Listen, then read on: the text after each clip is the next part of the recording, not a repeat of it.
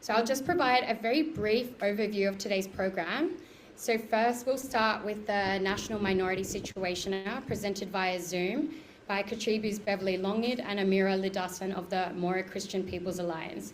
This session will run for about 60 minutes. At 4:50 p.m. Australia time, we'll take a short break. So you're welcome to help yourself to some food and get some air. And then please be ready to return to your seats by 4:58 p.m. and feel free to bring the food back to your seats. At 5 p.m. sharp, we're going to start the panel discussion featuring Indigenous activists from the Philippines, Gadigal land, Naarm, and Latin America. And finally, we will wrap up the event with a very special cultural performance by Dobby, who is joining us here on Gadigal land. Now, I'm very pleased to introduce our presenters for the National Minority Situation now, which will examine the historical and present conditions of Indigenous peoples, the Bangsamoro and the Moro peoples in relation to their ancestral lands. Beverly Longid is the national convener of KATRIBU and is an Igorot activist belonging to the Bontoc Kankanai people of the mountain province Cordillera in the Philippines. KATRIBU is a national alliance of Indigenous peoples organization in the Philippines. It represents various Indigenous communities and formations from Luzon, Visayas, and Mindanao, united in the struggle to defend ancestral lands, life, and self-determination. Amirah Lidasan is a Moro activist belonging to the Iranon tribe from Maguindanao. She is a Secretary General of the Moro-Christian People's Alliance, an interfaith network in the Philippines advocating for Moro self-determination, human rights, and justice. Please join us in giving a very warm welcome to Beverly and Amirah, who are joining us live from the Philippines.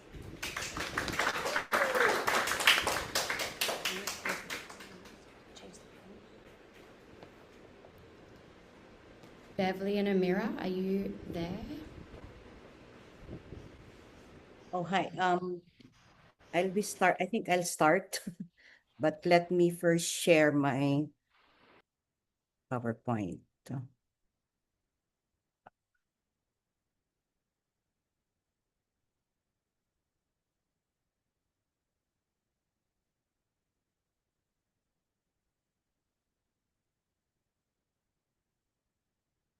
Can you see the slides?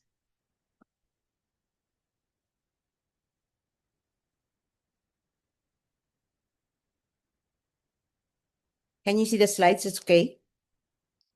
Okay, so good afternoon, everybody. Maraming salamat sa Anakbayan Sydney at Melbourne for inviting us to be part of your forum today to discuss and present on the situation of the national minorities in the Philippines, the Indigenous peoples, and the Bangsamoro. So I'll be dealing with the situation on Indigenous peoples. So first, let's have a brief discussion on what the Philippines is in terms of land and biodiversity. As you might know, the Philippines is composed of 761 islands, and it is the world's second largest archipelago, second to Indonesia. But it holds, like Indonesia, it also holds immense biodiversity, but it is the richest in terms of per hectare in the entire Earth. Indigenous territories in the Philippines cover around 13 to 14 million hectares of this Philippine land, including 75% of the country's remaining forests. So crucial in understanding the issue of Indigenous peoples is understanding what ancestral lands and territories are. And for Indigenous peoples and the Bangsamoro, ancestral land are considered or looked within the principle of land is life. So IP lands, Indigenous peoples' lands and territories are key biodiversity areas and are very rich in natural resources. And when we speak of ancestral lands, we also speak not only of the land per se, but the resources above ground and underground. It includes hunting grounds, sacred and burial sites, residential lots, gardens, and waters occupied and developed since time immemorial. And when we say time immemorial, the period that we have to contend is prior to Spanish colonization. And ancestral lands and territories are governed by collective stewardship, not private ownership, and generally it is not for sale, or if you do so, you do so by selling it to the next of kin.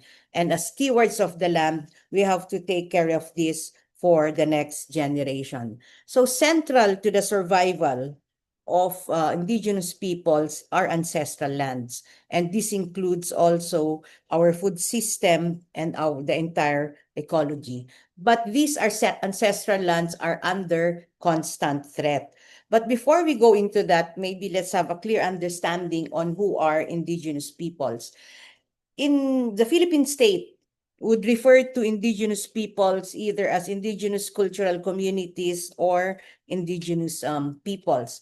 For our purposes today, we use the term indigenous peoples and national minorities interchangeably, and this would national minorities referring also to indigenous peoples and the Bangsamoro. So we are around 100 ethno-linguistic groups, and we are found in 65 provinces. Majority of indigenous peoples are found in Mindanao, around 61%, and they are collectively known as Lumad. And you might know that some of them are, some of the particular tribes are the Manobo and the Bagobo. The second biggest groupings of indigenous peoples are found in Luzon, around 33%, with the Cordillera, the Igorots, comprising majority of indigenous peoples population and the island. And you would have around 6% of indigenous peoples distributed in the different islands of Visayas, specifically Panay and Negros. The Cordillera is quite particular because it is only the only territory in the Philippines where majority of the population are indigenous peoples. We are around 85% of the indigenous of the population in the Cordillera. However, the figures might be higher, no? But since we do not have a very good disaggregated data in terms of indigenous peoples, we think that the population in terms of number is undercounted. So why does numbers matter? Because it also speaks of how the government or how the state would look into indigenous peoples, and normally a smaller number would contribute to our invisibility and the policy of government neglect by the Philippine state. So what are the continuing challenges and inequality? So we've heard that we have a United Nations Declaration on the Rights of Indigenous Peoples. There is a specific law on indigenous peoples, the Indigenous Peoples Rights Act or IPRA. But despite these standards, human rights standards, violations continue. And in terms of government data, or even the World Bank would agree that 59% of indigenous households would consider themselves as poor, while 81% feel that they cannot escape poverty. So indigenous peoples, we have a higher rate of hunger, illiteracy, lack of services and other infrastructure. We have a very high rate of maternal and child death compared to non-indigenous peoples. Now, we've seen for the past months, no, this protests in relation to corruption. And indigenous peoples are not exempt from the ill effects of corruption because much of the needed infrastructure, such as roads and bridges, is denied to indigenous peoples' communities, while the budget for schools and hospital end up in the pockets of corrupt officials and their cohorts. In other cases, these projects are used to co-opt or corrupt indigenous peoples' leaders or organizations into consenting to unwanted projects on indigenous people's lands. So let's take a look on what's the government's program in terms of the economy, no, under Bongbong Marcos. If Bongbong has its economic program Build Better More, no, under his name BBM, and it relies heavily on foreign investment, specifically on mining and energy, and of course, including agribusiness and mega tourism. So despite the climate rhetoric of just mining transition and energy, renewable energy, these projects displace indigenous communities, and more often than not would violate the right of indigenous peoples to free, prior, informed consent. So when we speak of energy, we are not only speaking of dams. It includes other energy projects like solar farms. And we can see this largely in Central Luzon, wherein we're speaking not only of a few square meters, but we're talking of thousands of hectares, of solar farms over land and over water, including rivers. This would also include the building of windmills along the coastal areas that would affect the fishing rights of fisher folks in areas like the Ilocos region. If we speak of dams, this would still include five major dams. That includes Chico, that has been shelved earlier by the Cory Aquino government, but is being revived by the government. We still have Balog-Balog, Wawa, Kaliwa, and Halaur, covering more than 143,000 hectares. And this would affect numerous indigenous communities. In the region where I come from, in the Cordillera, we have around 100 energy projects named as renewable that encroached on indigenous people's lands. So you would still see that despite the a big percentage of Kaliwa Dam already implemented, indigenous communities, the Dumagat communities or AGTA still continue to protest this. And then of course we have a big number of youth, indigenous women and women advocates protesting the setting up of these dams. Second would be mining expansion and foreign control. And I think, Leah, you have mentioned this in your introduction of what happened in Dupax, because the Philippines is the most mineralized country, but our wealth benefits foreign corporations more than the Filipino people. In terms of nickel, if you are familiar with Palawan, we are also the second largest nickel producing country here in Asia, second to Indonesia. So this is the mines in Mindanao, and it's still operating. And you will see the distraction that it will bring. That's why many of the communities, not only in Mindanao, but also in Luzon, are opposing this mining projects. So all over the country, this is also a protest in Palawan, who do not also want their communities to be mined by foreign nickel corporation and or local state-backed corporations. This is another barricade in Benguet in the Cordillera against Lepanto mining and another foreign mines, Crescent mining.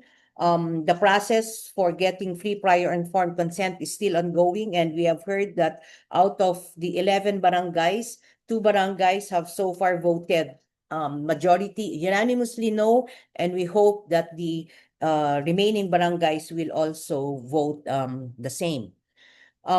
This is a picture of in Itogon, taken in the early 1980s, 1990s, wherein one family did not provide their consent. And you will see that surrounding their house, the mountain has been mined out. Unfortunately, because she was the last woman standing in terms of this campaign, and eventually because of the erosion, she had to leave, and which allowed Benguet Corporation to totally mine out the area, similar to the picture that I've shown earlier.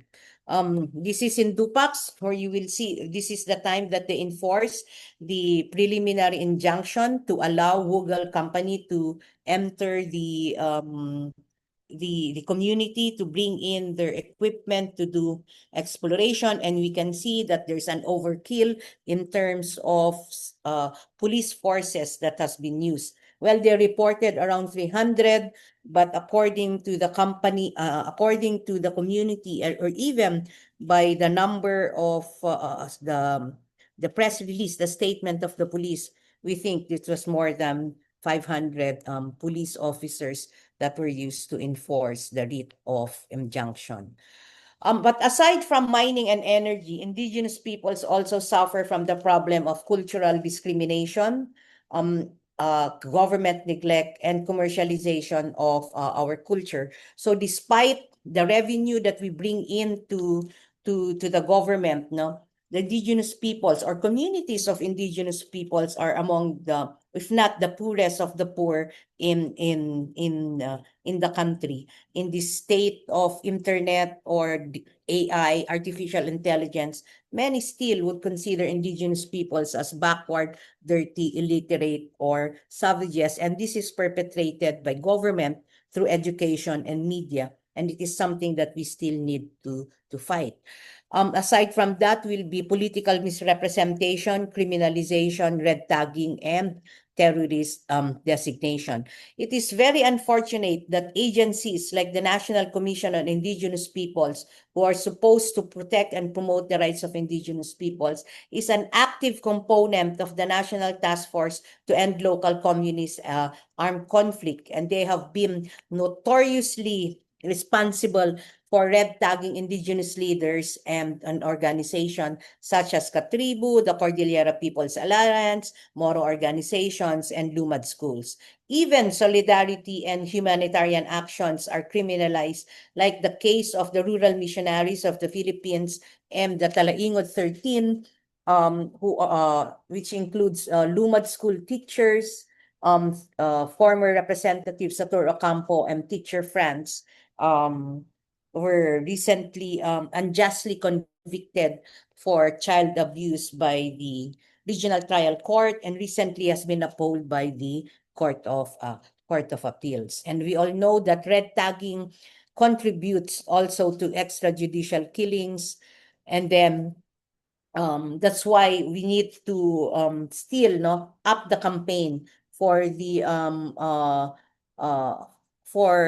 NTF Cup, not only to be defunded but also to be disbanded. Aside from that, of course, you've mentioned also earlier the issue of militarization and bombings, and most of these are in indigenous people's territories, but always saying that it is for counterinsurgency. But even their record, the military record, that 82% of areas that they have bombed would actually involve no reported NPA presence, And this is also despite their pronouncement, the military pronouncement, that in its implementation of its National Action Plan and for Unity, Peace, and Development, that the New People's Army and the Communist Party of the Philippines are practically annihilated, with only around 700 remaining members. But with bombing and militarization comes human rights violations. Many of the communities are either have to relocate, then afterwards they have to come back, but it has the pattern of threat, harassment, and intimidation continues, with military presence in the community. So all of this that I've mentioned, these violations are the manifestations of what we call national oppression against indigenous peoples, or the particular problem of indigenous people. So put them all together, we refer to it as national oppression. So quickly, so how are we responding to national oppression or to the issues that I've mentioned earlier? KATRIBU and its member organizations and partners have launched in the past 2 years, and it is a continuing campaign of what we call Our Fight is Just. Makatarungan ang ating paglaban. We are not criminals, we are not terrorists. Our calls are just and valid. So what are the components? And maybe this is something that Anakbayan can consider supporting in your planning for or what solidarity and humanitarian actions for the Philippines. One, we have what we call Kalasag. This is a capacity building for indigenous peoples organization on their rights as indigenous peoples and their rights as Filipino. So this would include discussion on human rights. And since much of this counterinsurgency or attacks on indigenous peoples are being done under the guise of counterinsurgency, it also includes a discussion and knowing international humanitarian law. So paralegals, trainings on documentations, this is a component of Kalasag or SHIELD. Second is we have a Land is Life campaign. This would focus on resistance at the moment against mining and energy, but it also looks in other forms or activities of plunder in indigenous people's territories. And this would also involve support for community barricades and other collective action of indigenous organizations and communities. We have Sabukan On, or what it means, Free Our Loved Ones Now. It looks into providing legal defense, but at the same time support for indigenous peoples, political prisoners in the country, and indigenous peoples, human rights advocates also currently detained. According to our data, we have more than 67 indigenous peoples, political prisoners who are languishing in jail. So what would this involve? This would involve sharing their stories on who they are to counter the narrative that they are criminals and terrorists. It involves jail visits, trial monitoring and observations, and trying to provide also for their medical and daily support, because government would only provide them around 60 pesos a day, to cover for their food. The next would be Laya, meaning freedom. We are trying to build a Laya bail fund to be available for indigenous peoples who are facing fabricated charges. In other words, if their cases are bailable, we're trying to build this fund so that they are able to be given provisional liberty, while at the same time continuing their work as indigenous advocates or indigenous activists. And then the last would be, second to the last would be Banwar or Hero. We are trying to mainstream stories of indigenous peoples, heroes who have sacrificed their lives for self-determination and national democracy. And this would entail setting up simple memorial markers for them to be also recognized. But more important is we popularize their stories, hoping, with much hope, that their stories, their sacrifice, their activism would be inspiring and motivate young indigenous peoples and other advocates to continue what they are doing. So, and then the last would be Just Peace. So this is part of calling for the resumption of peace talks between government and the CPP, NPA, and the National Democratic Front as an alternative to red tagging, as an alternative to bombings and militarization, and for them to come to the negotiation table to address the roots of conflict, like landlessness, violations of the right to self-determination, and free prior informed consent, or national oppression.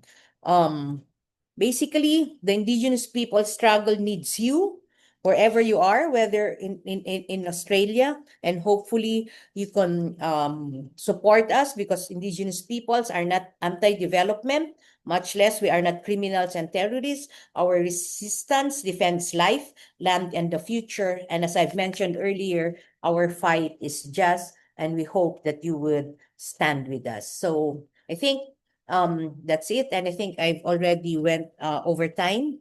And thank you very much.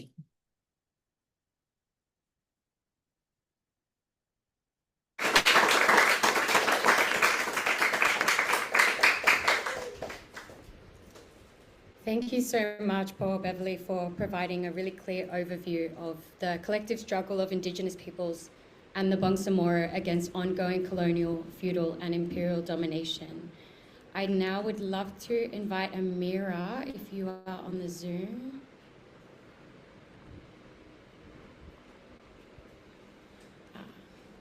Sorry. Hello. Assalamualaikum. May peace be upon you. I don't know how to do the sharing, but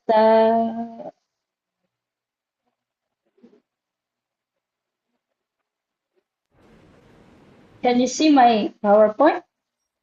No. Opo. Okay. So I'm just going to have a brief discussion about the Bangsamoro people and our continuing struggle for land and right to self-determination. So just like the indigenous people, no, we belong to the national minorities in the Philippines, but the difference is that the Moro people belong to the Islamized ethno-linguistic groups. No, we're more uh, um, reside in Mindanao, but there's a massive displacement also of migration. There's more than 100,000 scattered in Metro Manila and other major cities in Mindanao. Uh, just like the indigenous people, no, Bangsamoro land are very rich in natural resources. Actually, this is the reason why there's so many conflicts in our communities because of the government's historical, no, and during colonization and until now, their aim is to extract, no, minerals and other non-minerals resources in our communities, but in doing so, they displace the whole community, and also the rights of the people, no, are violated. So in recent time, no, we have much of the conflict, no, that is happening in Mindanao, and the reason also why the Moro people fought, no, is because of their defense of their communities, of their land and their resources. This is part of their our struggle for right to self-determination. So in our region, that's the Bangsamoro region, no, we are rich in natural resources. Uh, there are reports that says there are investments, no, in our communities that included agribusiness, agriculture, banana plantations, rubber, etc. No, and there are also minerals, no, in our communities. However, landlessness is still a big problem, and we may not be part, no, of sorry, we may not be the highest poverty rate because that's what the government is saying, that we already passed the threshold of poverty, but we still experience a lot of poverty in our community, no, despite of the reported investments in our community for the plantation. So Moro, the Bangsamoro people is a the Moro term was a derogatory term, no, used by colonizers, no, to refer those who resisted colonization, no. But this later evolved to signify the continued defiance, the colonization, institutionalized discrimination, and state repression. It also the Moro people, no, responded with armed resistance in defense of communities, creating the Muslim Independent Mindanao, evolving into Moro National Liberation Front and the Moro Islamic Liberation Front. So this is a legitimate struggle, no? This is influenced by both national democratic movements and Islamic liberation efforts in the Middle East since the 60s. No? And this movement was armed and called for secession from the national government. This was the response, no, of the Moro people against uh, historical, no, genocide to the Moro people. However, those who led the movements like the MNLF and the Moro National Liberation Front and the Moro Islamic Liberation Front signed peace agreements with the government, no, ending secession, ending armed resistance, and chose, no, to assert their right, no, to govern as part also of the right to self-determination. However, this is would be continually, no, violated by the government. No, even our right to elect our leaders in the autonomous region, no, is not really being respected. And until now, no, we had uh, four times already, that the election in the Bangsamoro Autonomous Region was cancelled by the national government. So until now, it's still the national government choosing the leaders, no, for the Bangsamoro Autonomous Area. We also called, for a review to the peace agreement of the government because the approach to the peace peace talks is actually under the ambit of disarmament, demobilization, and reintegration framework. It's like they call these groups to uh, decommission, lay down their arms, and their group also, no, like MNLF and MILF, and just be a political party aiming for a political seat in the autonomous region. And the realities on the ground also, where they asked MNLF and MILF to disarm, to demobilize, no, the operations of the military is still ongoing in the communities, and it exposes the Moro communities, the Moro people, to further militarization. And there's also a focus for us because still continuing until now is the implementation of the US-led war on terror. We would think that that's so another decade ago, but still it's being felt in our community, especially that the US government's counterinsurgency guide now is calling for the US the war on terror. So the the subsequent, counterinsurgency programs resulted in violations of human rights and further brought prejudice and injustice to the Moro people.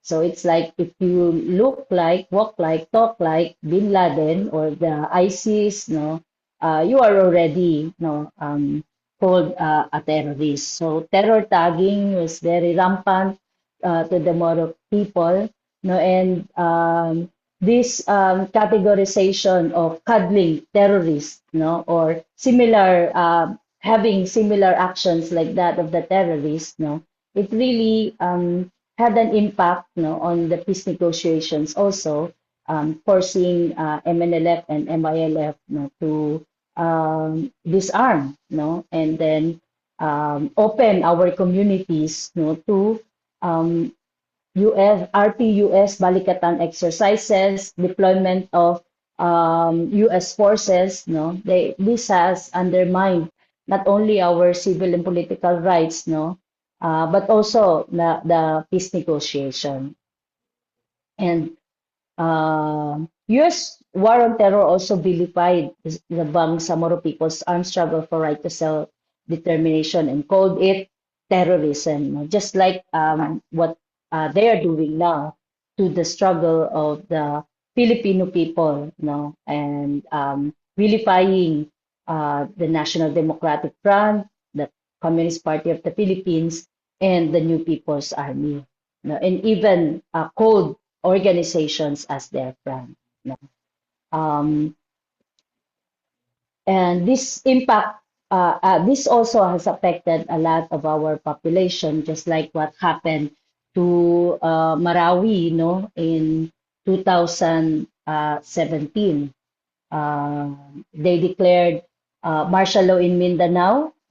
They said it's to contain the violence brought about by a handful of armed men who called themselves ISIS, but the impact, is felt until now, 2017, and then it's near to a decade, and until now, there are still many people displaced. Our communities are still destroyed. Houses have not been rebuilt, and even government projects for rehabilitation are not actually for the people or for the residents, but more for ecotourism, tragedy tourism, and um, which and also the building of another military uh, uh, camp, in our studies, in some of the result of some of the fact-finding missions done by other um, organizations, human rights organizations, we found out that this might be one of the secret EDCA sites, in the Philippines, because the U.S. Troops, are there. The program, for Operation Pacific Eagle, was born out, of the what happened in the Marawi siege, and it's one of the areas in Marawi that is not open to even the residents there, and even the local governments there. So for 5 months, they have bombed Marawi. They have destroyed Marawi. U.S. soldiers were seen in the combat areas. Um, they were participating in the warfare using drones, and giving intel operations in the area. So all of these things that happened in Marawi are actually happening in other areas also, like the recent military operations in Mindoro, in January. No? So um, all of these human rights violations, the impact of the war in Marawi, the impact of the war on terror, has not been addressed, until now. And the displacement of the Bangsamoro people is still not addressed until now, despite of the government collecting a lot of grants and projects coming from other countries, for help for the rehabilitation. It's still not unaccounted, And if you visit Marawi, there's still much distraction there.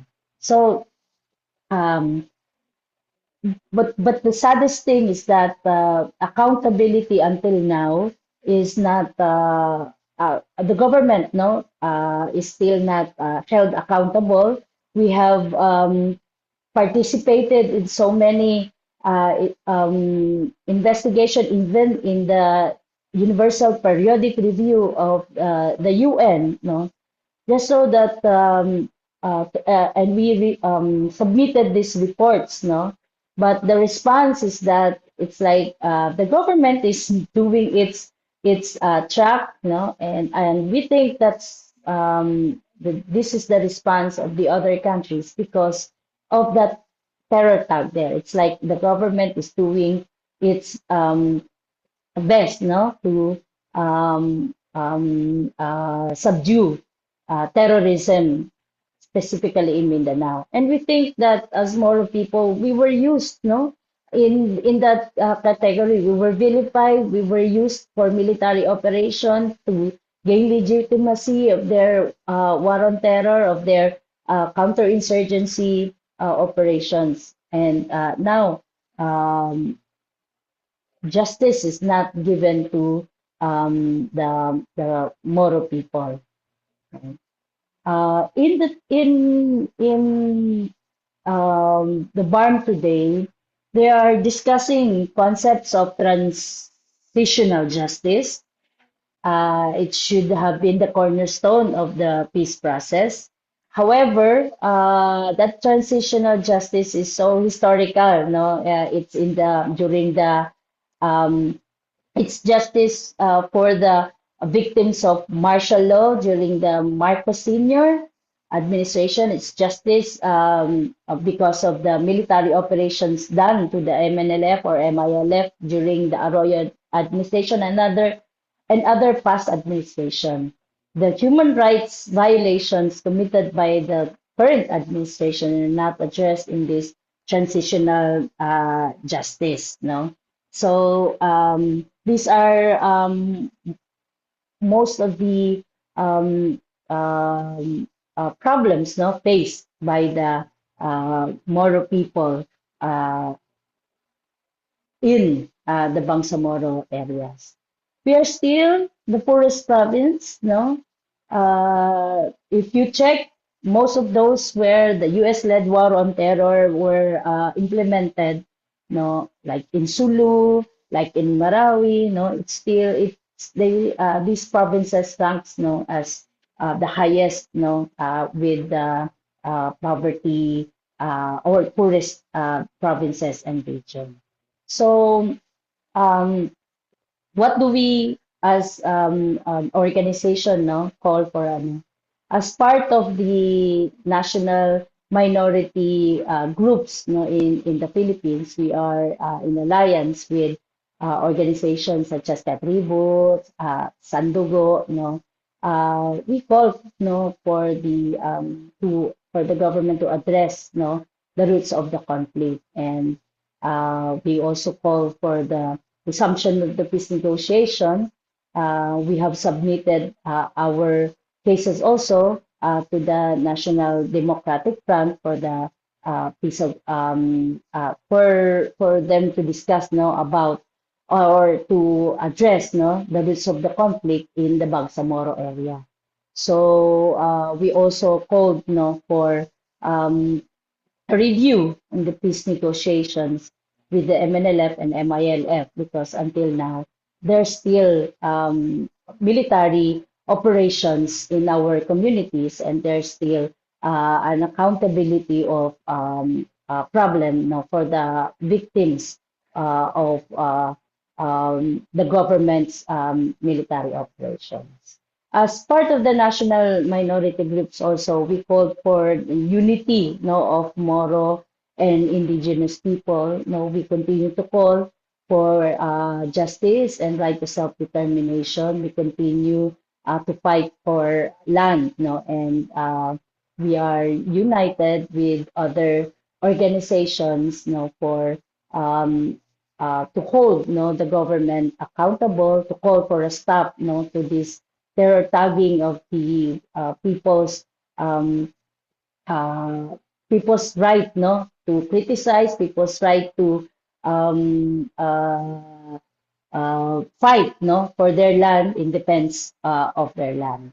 So we hope that you could help, no, by not only supporting our programs, no, but also to we invite you, no, to visit our communities and see, you know, how our people, no, continue to fight to defend their communities. And we hope that we could amplify the voices of your Moro and other national minorities, brothers and sisters, in the continuing fight for self-determination. Thank you, and wassalamualaikum to all of you.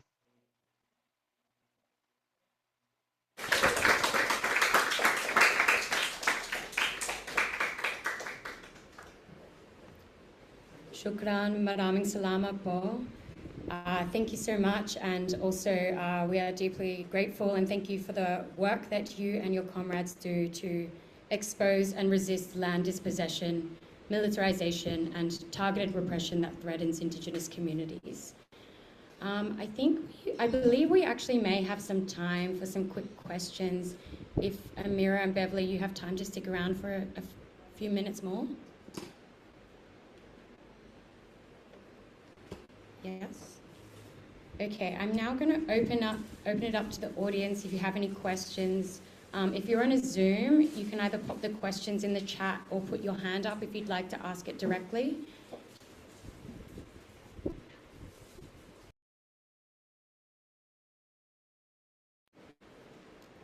Okay, we have a question from Gadigal in Sydney. Maybe whether here. Oh yeah, no. Just test the mic, if that's okay. Testing 1, 2, 3. Can you hear me? Can everyone hear that? Testing. It's okay, we're going to use this. It is. It's okay, we're going to use this. Thank you. Yeah. Hello, assalamu alaikum. This question is for you, Amirah. So I'm wondering, how has Islam been viewed historically by the Philippine state post-independence, and actually under American occupation as well? Okay. Well, the fact that the term used for us is very derogatory, no? So we're very discriminated, no?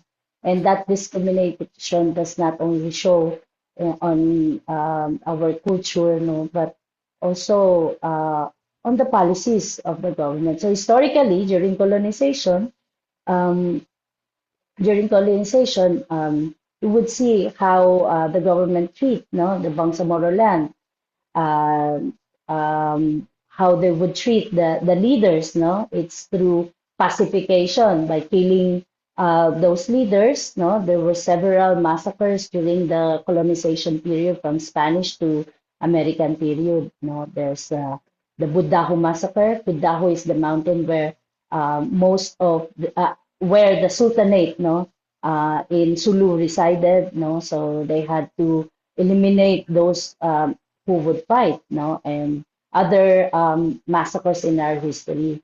But also one of the things that we have to also check in our history is that our leaders, no, uh, uh, also entered into agreements, no, agreeing to step down as the Sultan, to stop their leadership and acknowledge, you know, American leadership. You know. So that was also part of the pacification uh, plan of the American government. So we have this uh, Kiram Bates Agreement, no, and in 1898 was that's also reason why Mindanao, specifically the Moro areas, became part of the Philippines that was sold to the Americans, no, part of the Paris Agreement.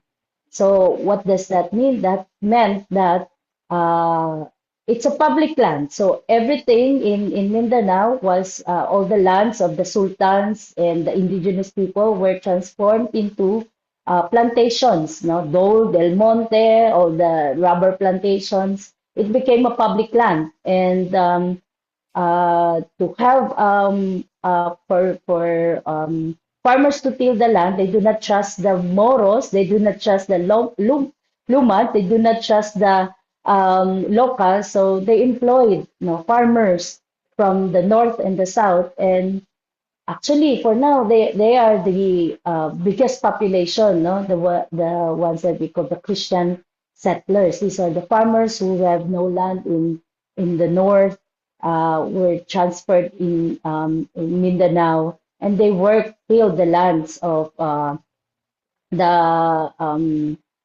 foreign corporations, no? And then until now, no, they still some of them no have amassed big lands, and they became the landlords in Mindanao, like in Davao, in other parts where there are big plantations, no? So that's what happened, the displacement and land grabbing caused by colonization, and it continued until the Philippine government's until Philippine independence. No, so this is a big issue for us because uh, the divide, no, the cultural and religious differences that we have were magnified by the government in Mindanao. It's like it's the Christians that were stealing the land instead of the colonizers or the landlords stealing the land. So they used this and magnified this divide.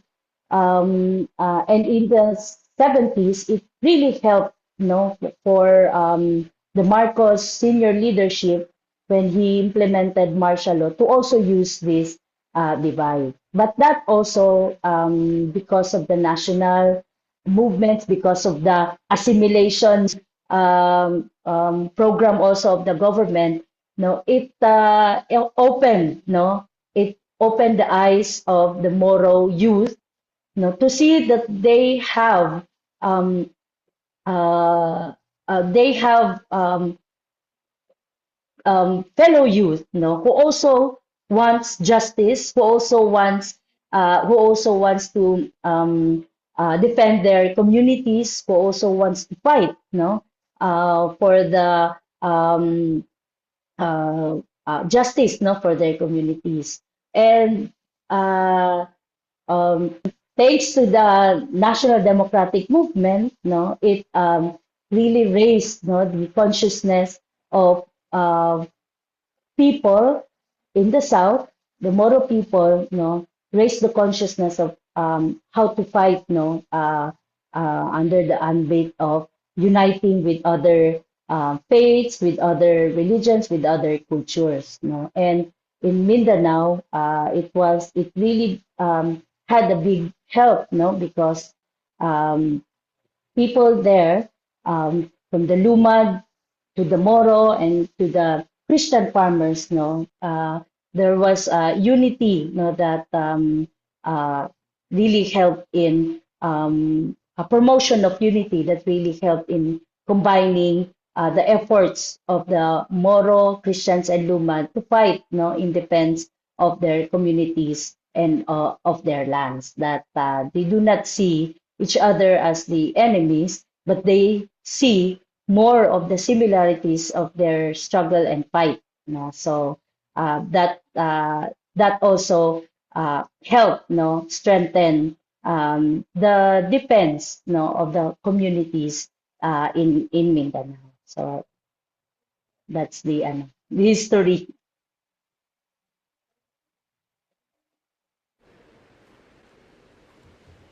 Salamat po. Do we have any questions from Naarm?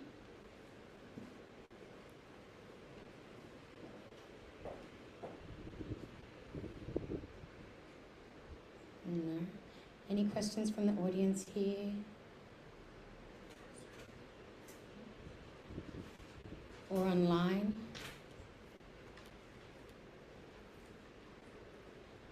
No.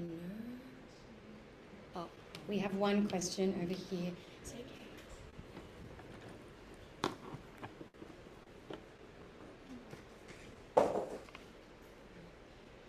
Sorry, it's okay, let's just hear it.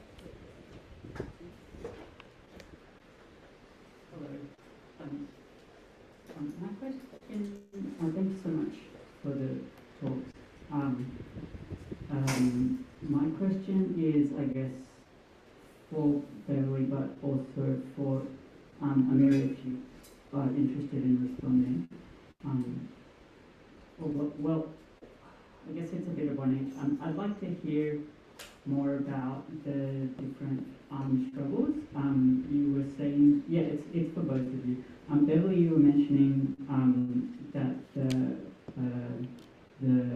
think the New People's Party have been made. Is that a recent thing? And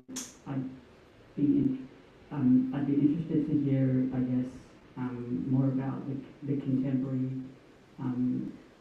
struggles and how they interlock with Indigenous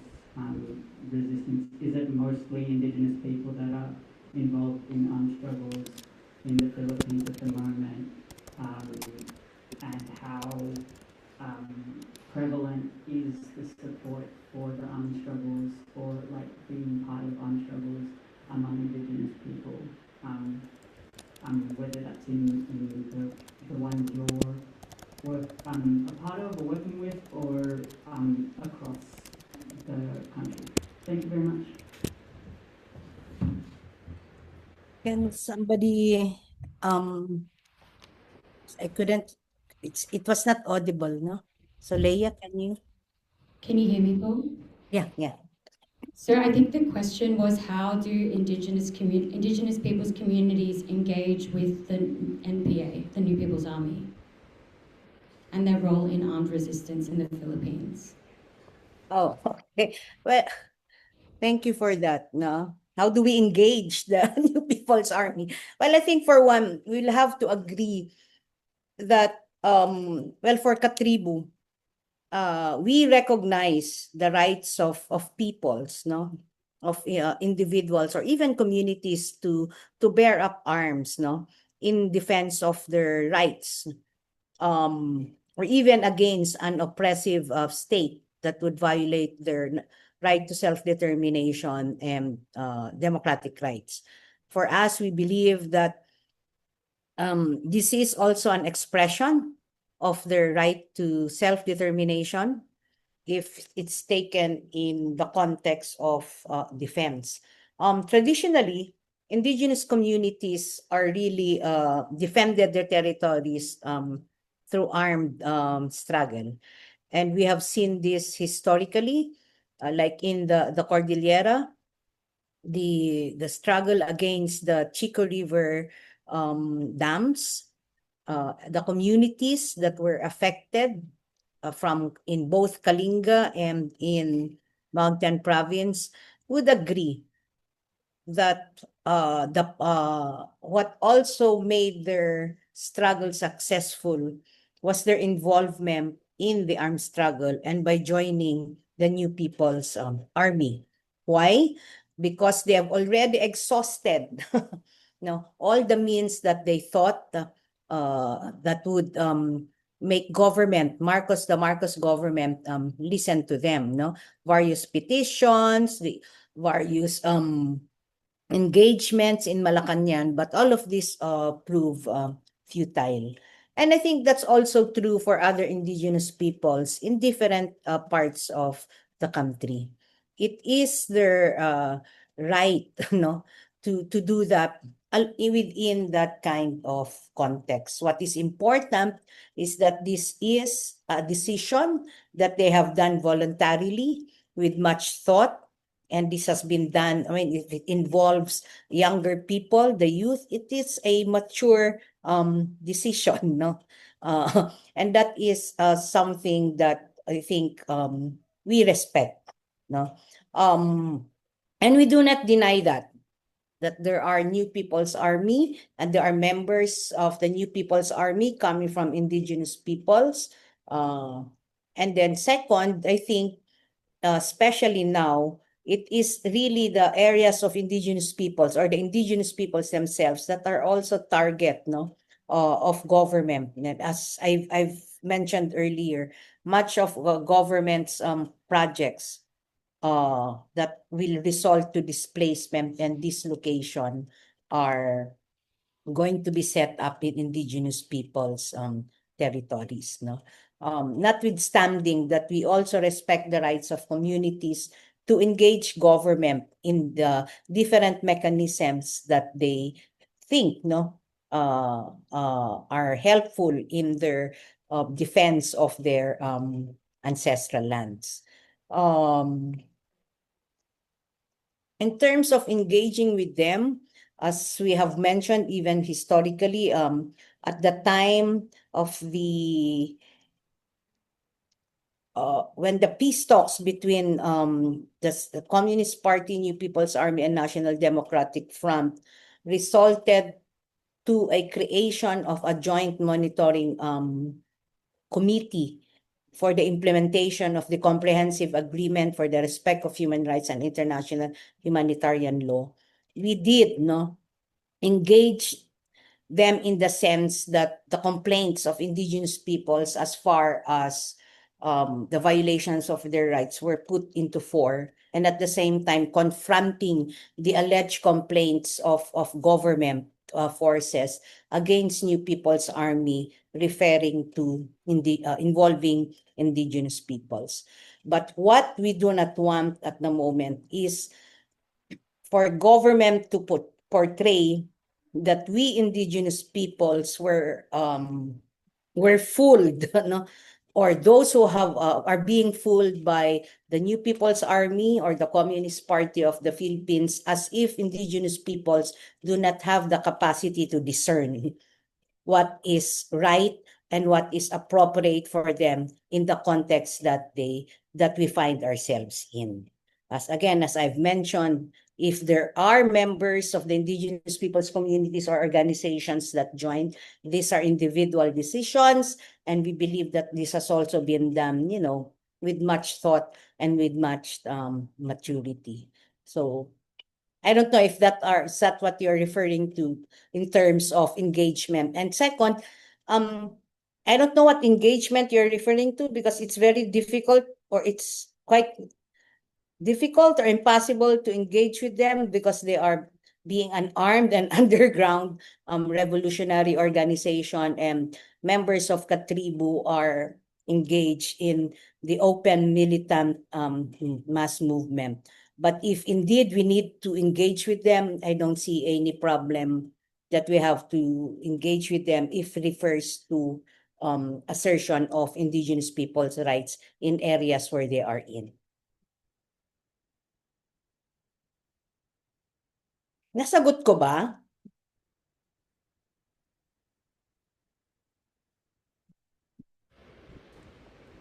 Thank you, Paul. Beverly and Amirah, do you have to run? I know you have another venue to be at. We do have one more question in Naarm and from the audience. Do you have time to stick around? Sure. Maybe we can have one last or two questions.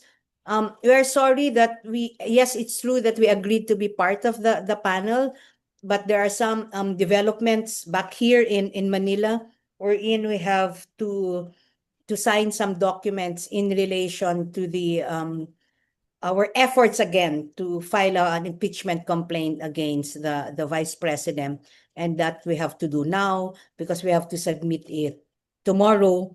Otherwise, maybe we will lose the opportunity to be able to file the impeachment based on what do you call this, to be able to file it ahead of other political forces that might muddle the issue of impeachment. So we have to leave in a few minutes. Okay, if you can hear me, it's a very quick question. Can you see me? I'm Whiskey. I organize with the solidarity groups here. Excuse me, here in Naarm. I know some of our other kasamas have gone on exposure trips in different areas of the Philippines. I was wondering if that's an opportunity to do exposure trips with KATRIBU or with other, like in areas where the Bangsamoro people are. And I guess from your perspective, what the benefit is of those exposure trips.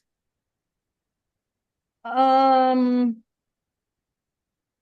answer first, and then Amirah can answer also. Yes, of course. I mean, notwithstanding what happened in relation to Chantal, still, it should not deter us, because there was nothing wrong in the exposure program or the activity that probably Chantal joined in. What was the problem was the military spinning, what happened. Unfortunately, we were not allowed, human rights organizations were not allowed to talk with her and to see what really what happened, but we are glad that she's safely back in the United States. So still, we can do that. In fact, that's part of our call for the diaspora, or especially the youth, to join the struggle on the ground. And we have several activities actually for the year, several indigenous people's activities, days, like Cordillera Day this April 24, Aita Day in August 9, also as part of International Day of the Indigenous Peoples, and then December 30 for Tumandok Day. And given probably earlier and proper coordination, the communities that have set up their barricades are also willing to host us or you to be part of the struggles on the ground, and maybe also other humanitarian actions. That we can still do that, no? But of course, with much orientation in terms of how do we handle ourselves and to avoid arrest or threat harassments from state security forces. I think you can still do that. But I would like to add, I mean, even from Australia, political support and solidarity is very, very much important. If you can also, amplify our fight or the fight of the communities by issuing public statements, social media posts, etc., collective declarations and resolutions. These are still very much needed, challenging red tagging, disinformation, and all of these narratives. Of course, it will still be good if we can still do this thing, this forum that you have organized. Maybe we can amplify this in the different universities in Australia, and maybe also in partnership with the First Nations or the Aboriginal people of Australia, so that we'll be able to come to find our common on issues and probably find common points of struggles. And then at the same time, of course, material and financial support is still needed. Like, as I mentioned, our campaign on political prisoners, on the bail fund, on emergency relief. I mean, this we still need this. And then maybe, I mean, you are more than welcome to stay more than 2 months or 6 months or maybe a year in the Philippines with KATRIBU or maybe MCPA hosting you. It's still very much possible. And maybe also for those who are in Australia, because we have a relatively significant Cordillera diaspora in Australia. So these are also indigenous peoples. They are also Igorots.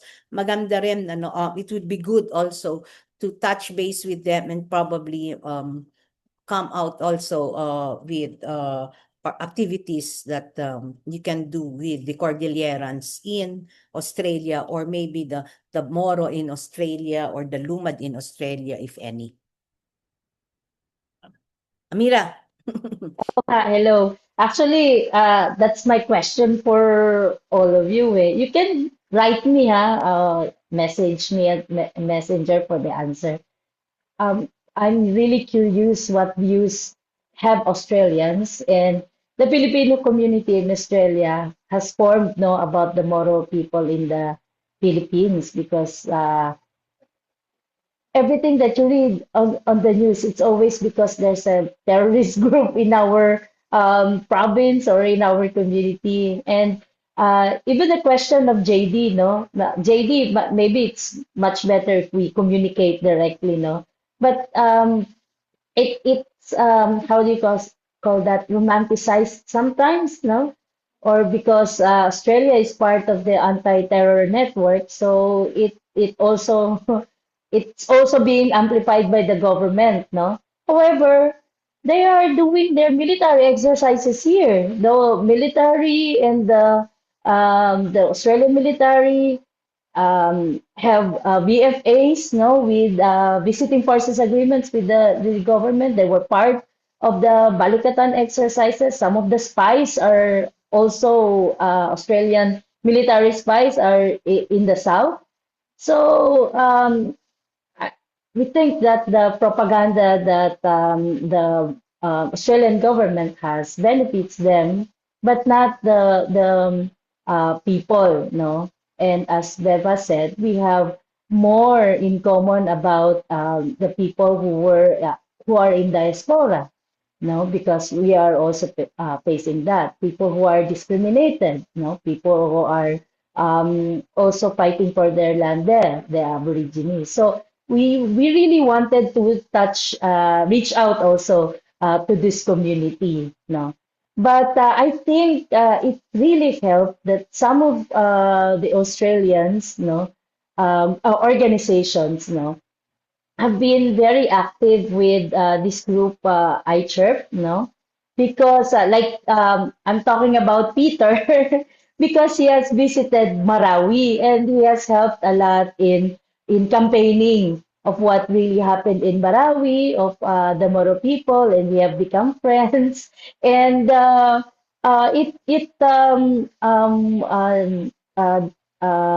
break down, no, the barriers, the misconceptions, no.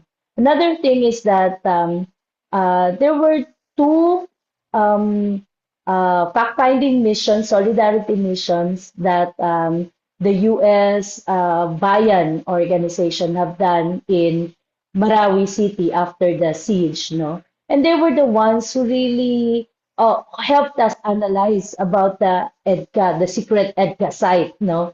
Because for us, it's just like, oh, we were militarized, no? And we need justice, no? But there are other angles to be seen, no? Of what really happened in Marawi.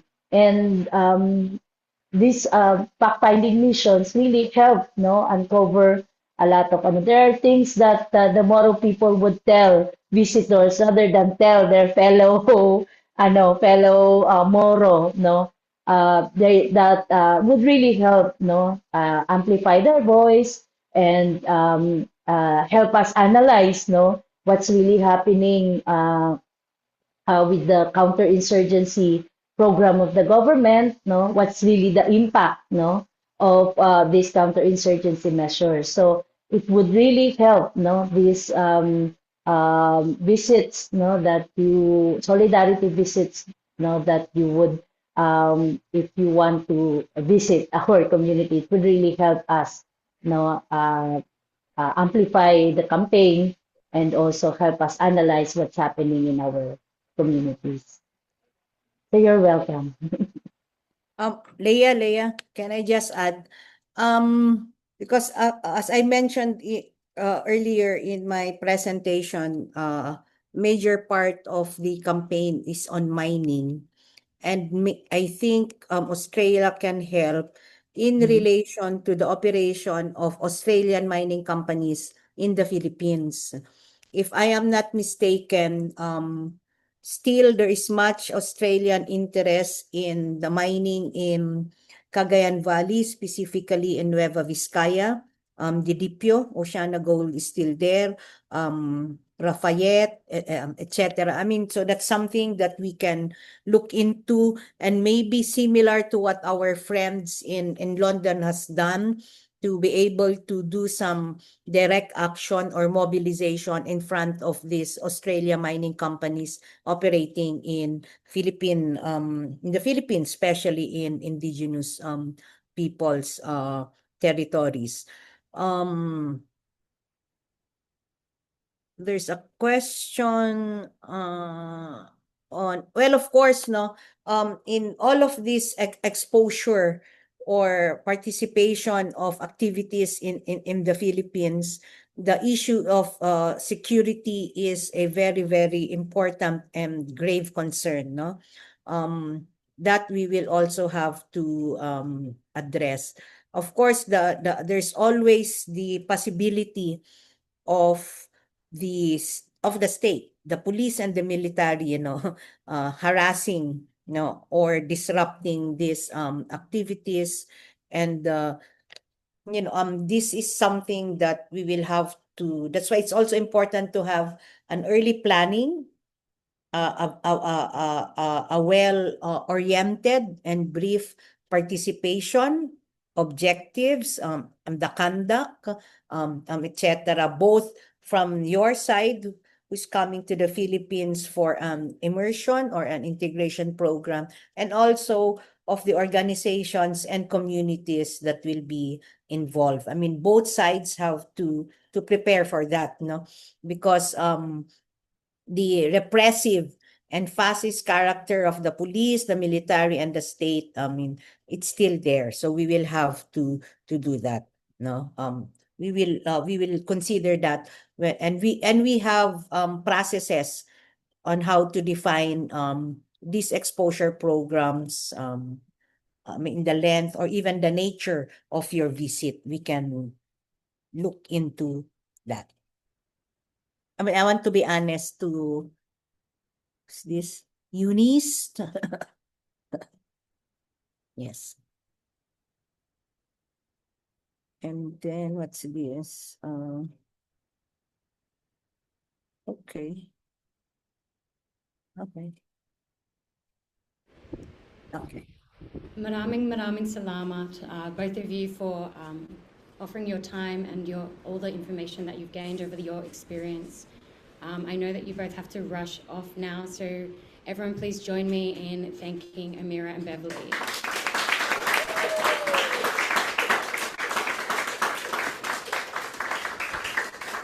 Maraming salamat din. Thank you very much. See you. Ingat po. So we're now taking a very, very short break. Please stick around because our next session will be the Global Solidarity Panel discussion, and we will start that at 5, so maybe just duck out and bring the food back to your seats if you can. Thank you.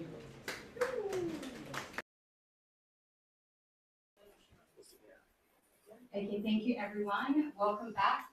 Thank you for being so timely for our next session. I hope everyone was able to enjoy some pancit and kare or whatever they'll have at home. We're now about to begin the panel discussion. It's my absolute pleasure to introduce our 5 panelists.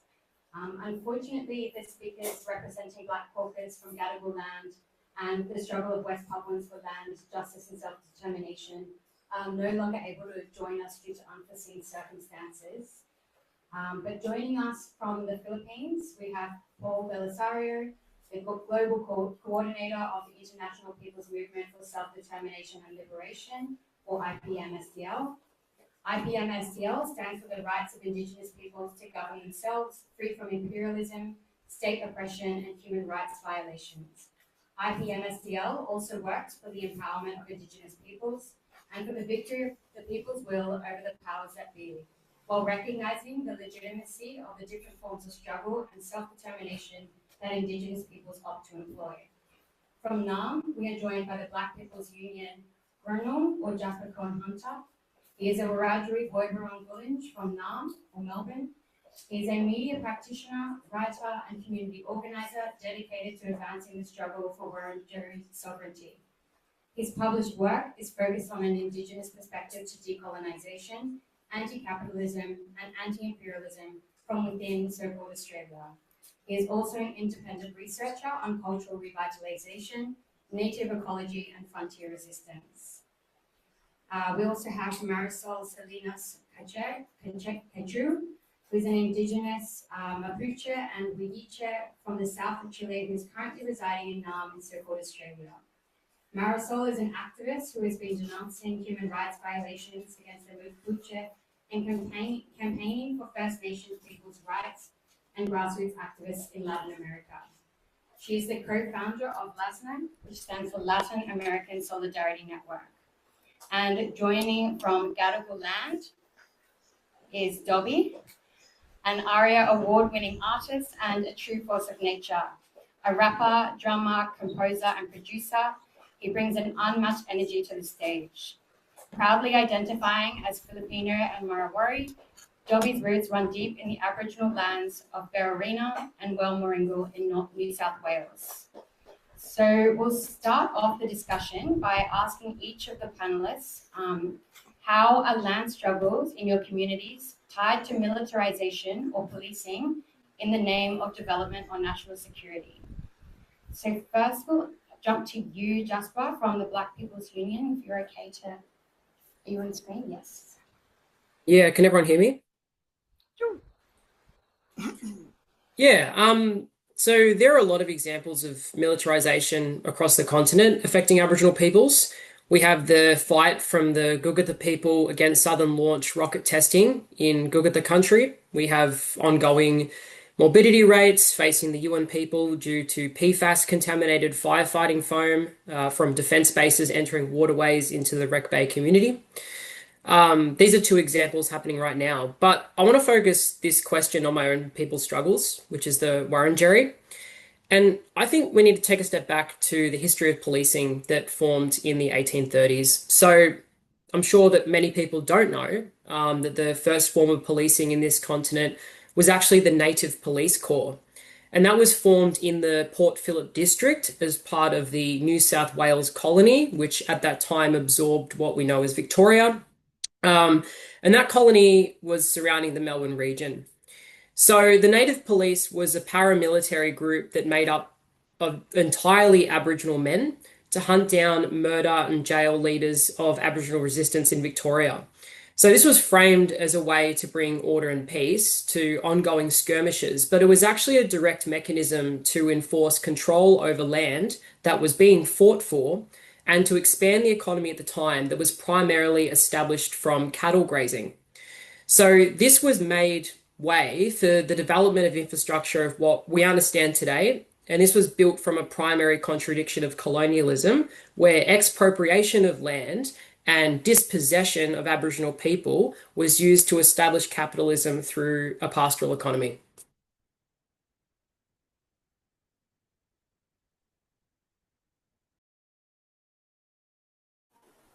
Thank you, Jasper. Marisol, are you on the screen as well?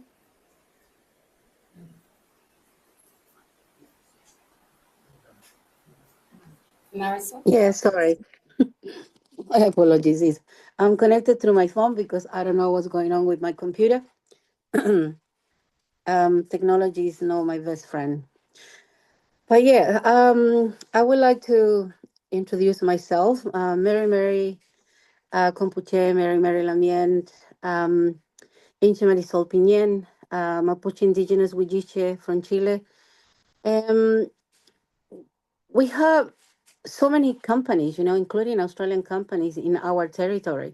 So when we talk about Mapuche people, we talk about Mapuche people in the part of Argentina and also Mapuche people in the part of Chile. So that we have forestry companies at the moment who are not moving into our territory because there is a few of them who are already there. Sorry, I'm not sure if you can hear me. Something weird happened with my phone. And no longer I can see the other speakers. Yeah, I think so. There we are.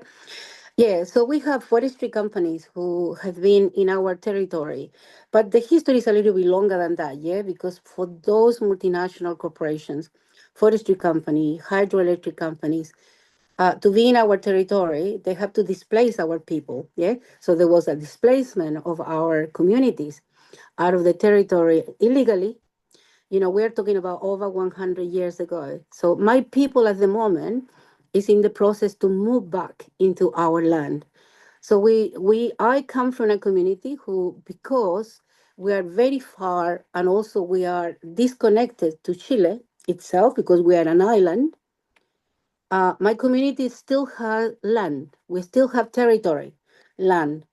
But other indigenous communities who are more close to where the Chilean people live, and also inside the Chile as the country itself, the displacement, the militarization of the communities, the violation of indigenous rights, it is something that happens every day. So yes, we do have multinational corporations. We do have the Chilean state, repressing indigenous people because they want the little land that some communities still manage.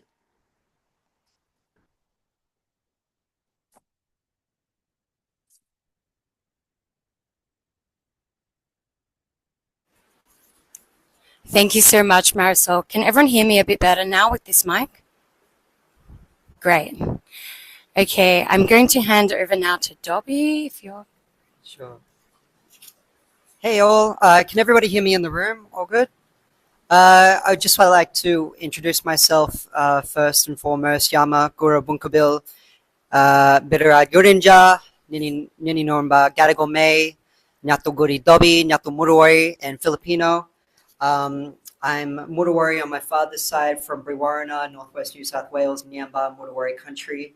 And on my mother's side, I'm from Tacloban. My mom's from Tacloban. And so, you know, as an artist, there's a lot of what I try and take on, the issues that I see and hear, the stories that I gather, and retell them or document them as an artist. So, you know, I'm really inspired by both of your responses, Ani Marisol and Jasper. Thank you so much, you know, for speaking on that. What goes on down in Wreck Bay, closer to our country and in between your country. A lot of what I've been speaking on, a lot of what I've been speaking on recently, is not to do with the militarization, but in more indirect ways, the destruction of our rivers in Brewarrina.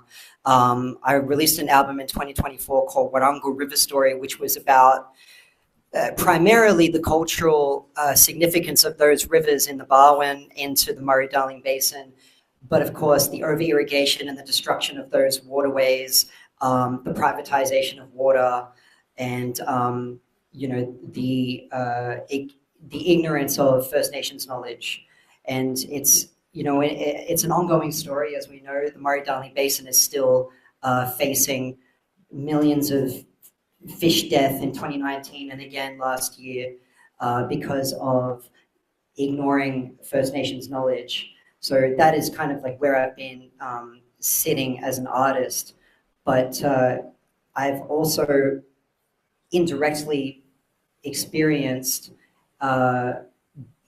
we were set to go to the Dumaga community in the Philippines as part of a project with Pascal Berry called Crossing Rivers in Aurora.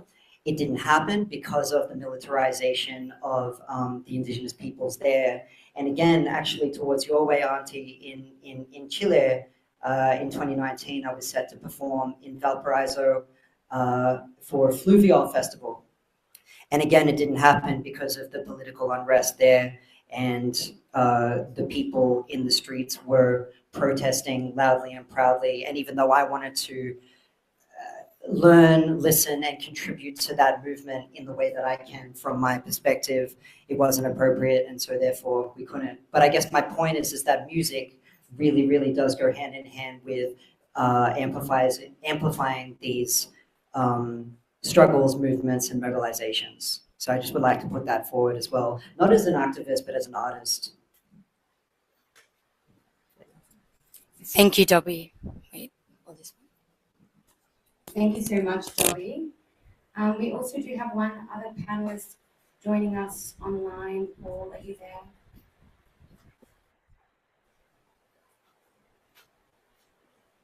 Paul, hello.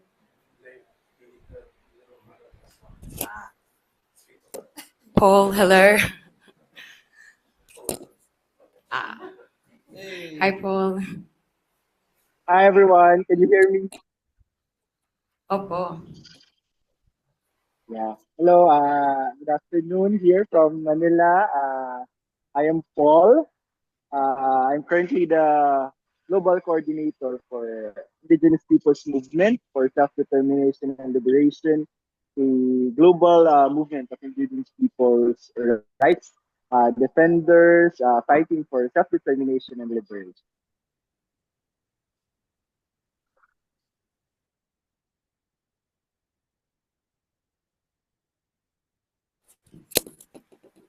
Paul, are you still there? No.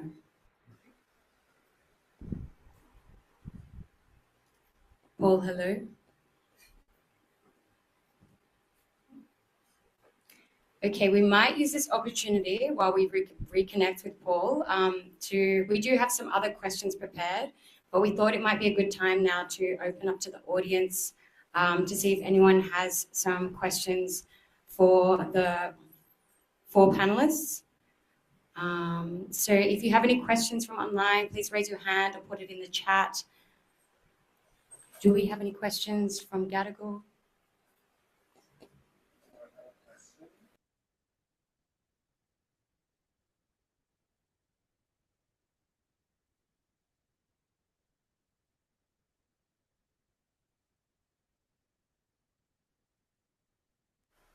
Okay, we have one question in the audience, I think maybe here.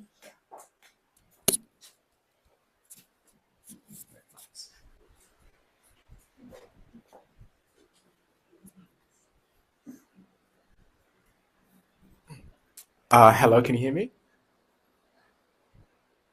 Amazing. I guess my question is, in all this talk about, indigenous people and indigeneity, to you guys, how would you define indigenous? Because I feel like in particularly this day and age, the term has been in the process of being co-opted by, nationalist sentiment or nationalist movements and distorted for like personal agendas and all that. So just to set it all straight, how would we define indigenous in its truest sense?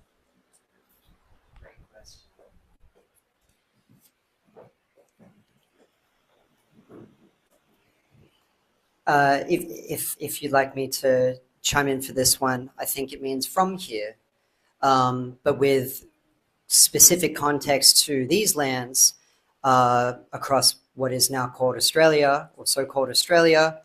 We've had 53 different official definitions of what is an Aboriginal person. It's always been quantified and identified and defined by white colonial systems. So Indigenous used to be a derogatory term, and if you go to other folks across Turtle Island Way, it's still what I've heard is to be, it's still offensive. Other terms are native. We don't really go by that here specifically.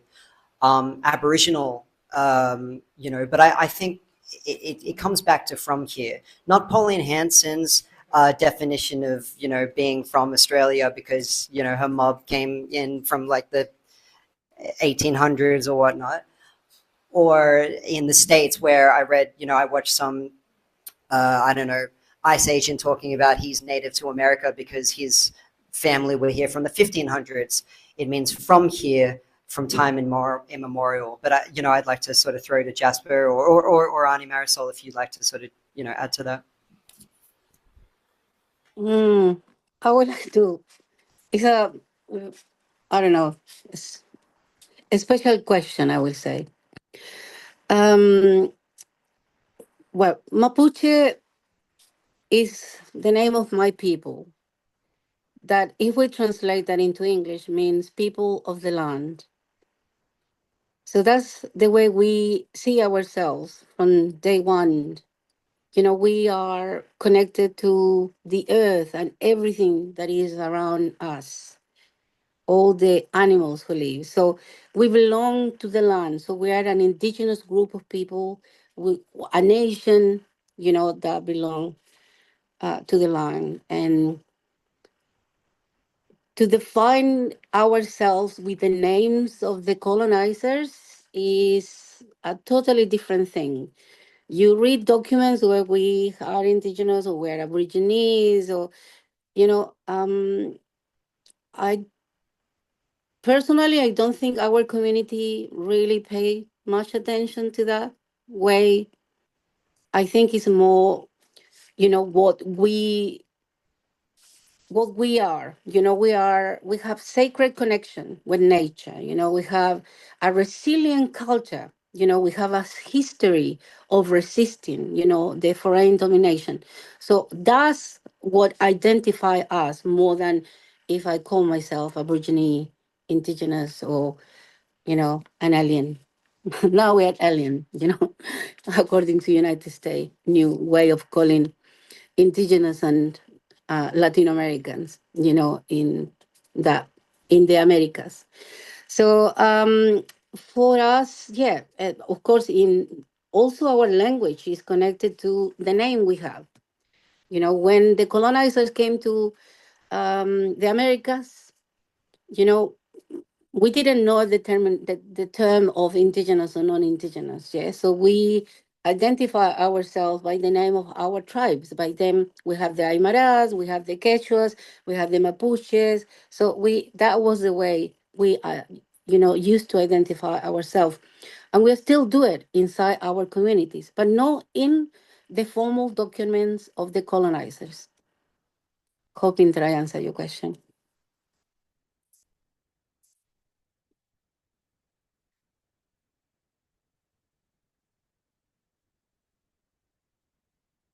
Jasper or Paul, did you Hello. have anything you wanted to add?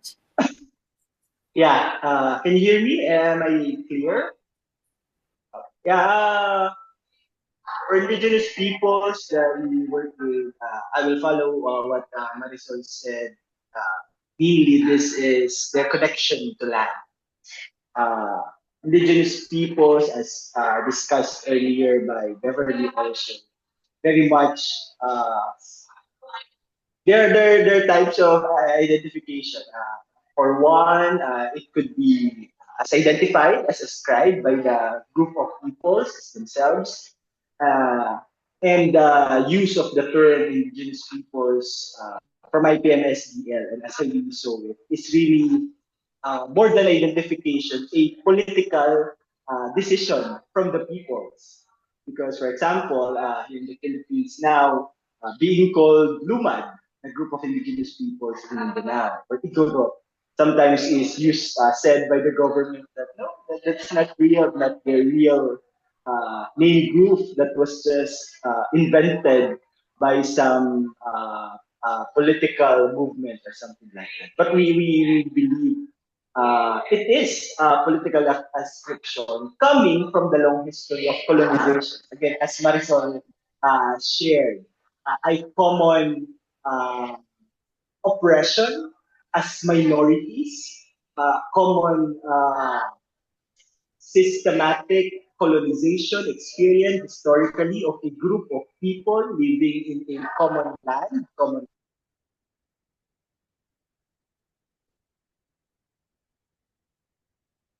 area, a group of people's musical culture, language, things like that. And the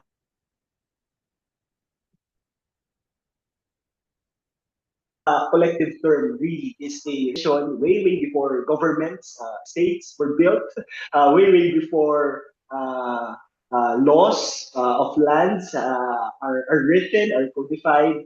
It is a recognition of a shared uh, commonality of land, its connection to the land, a common shared struggle to be recognized as original peoples who were in the land before the colonization. And now, the continuing colonial system that is perpetuated is continuing before them, which resulted to their minoritization and the discrimination that they experience.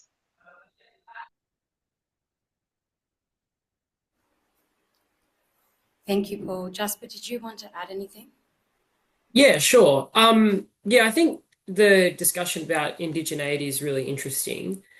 And I think that the first thing to point out about indigeneity in regards to nationalism, is that it isn't just about being first, and it's actually about having a continuous knowledge base and survival despite colonization.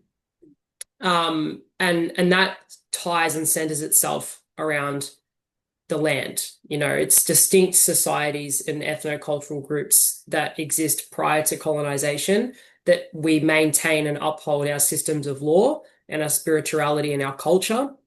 And often indigeneity also comes with that experience of dispossession and marginalization.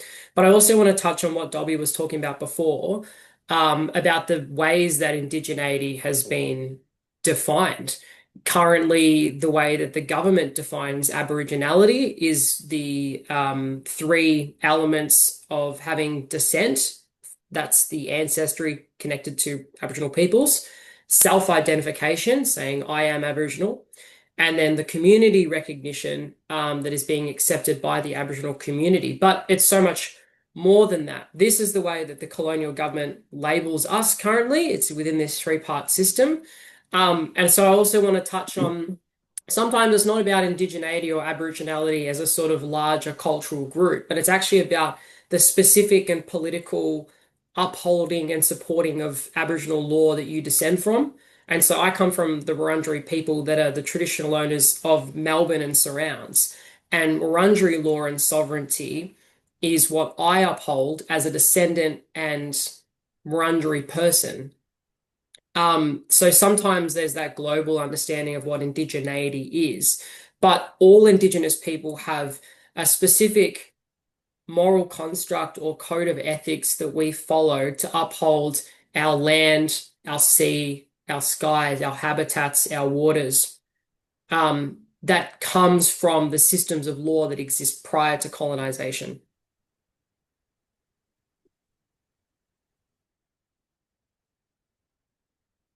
Just yeah, thank you for that. That's really great and super poignant.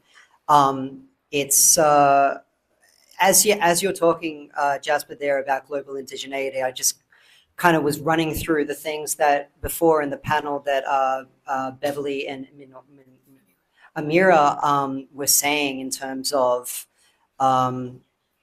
the government's efforts to discriminate against them, subjugate them, and completely create and spin and perpetuate a false narrative of Muslim peoples, of Moro peoples, of the indigenous peoples of the Philippines. And I just would like to take this time now, not just as a Filipino and Aboriginal person, but to express complete and utter solidarity with what is happening in the Philippines, because I think everyone in Naarm and here in this room in Gadigal country would agree that the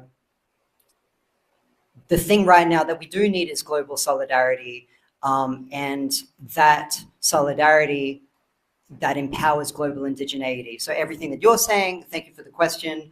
What brings and empowers us as Indigenous peoples and reminding peoples like Pauline Hanson that indigeneity is, as you're saying, so much more powerfully connected to the land, and what we do matters. And, you know, that's just something I kind of also wanted to add there. So thank you.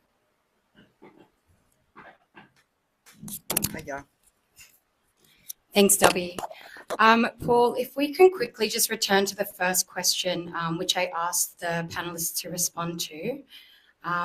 How are land struggles in your communities tied to militarization or policing in the name of development or national security?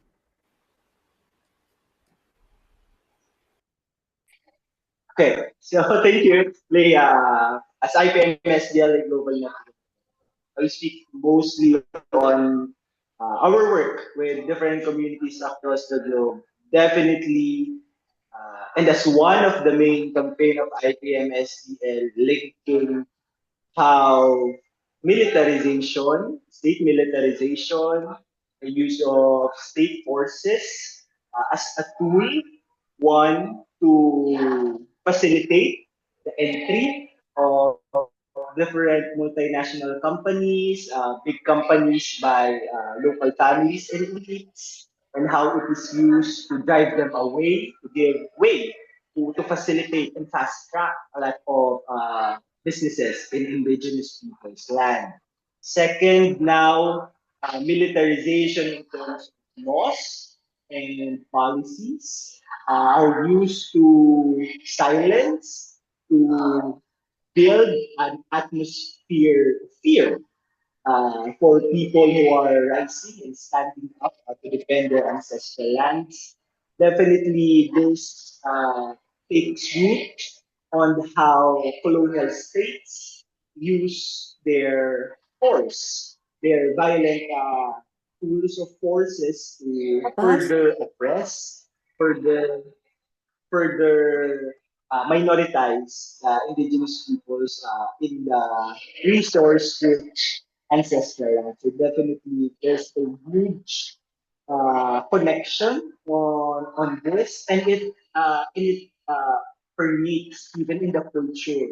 Uh, the way how indigenous peoples are seen as savages, you know, looking at their self-determination resistance as terrorism, rebellion. But in reality, they are the first to, historically, they are the first to uh, fight in arms to protect their lands, to protect their communities, way, way before when the colonizers come. So now their history of resistance is still demonized, is still used against them, and it is used now to drive them away of their lands and to facilitate further extraction of their resources that they care for.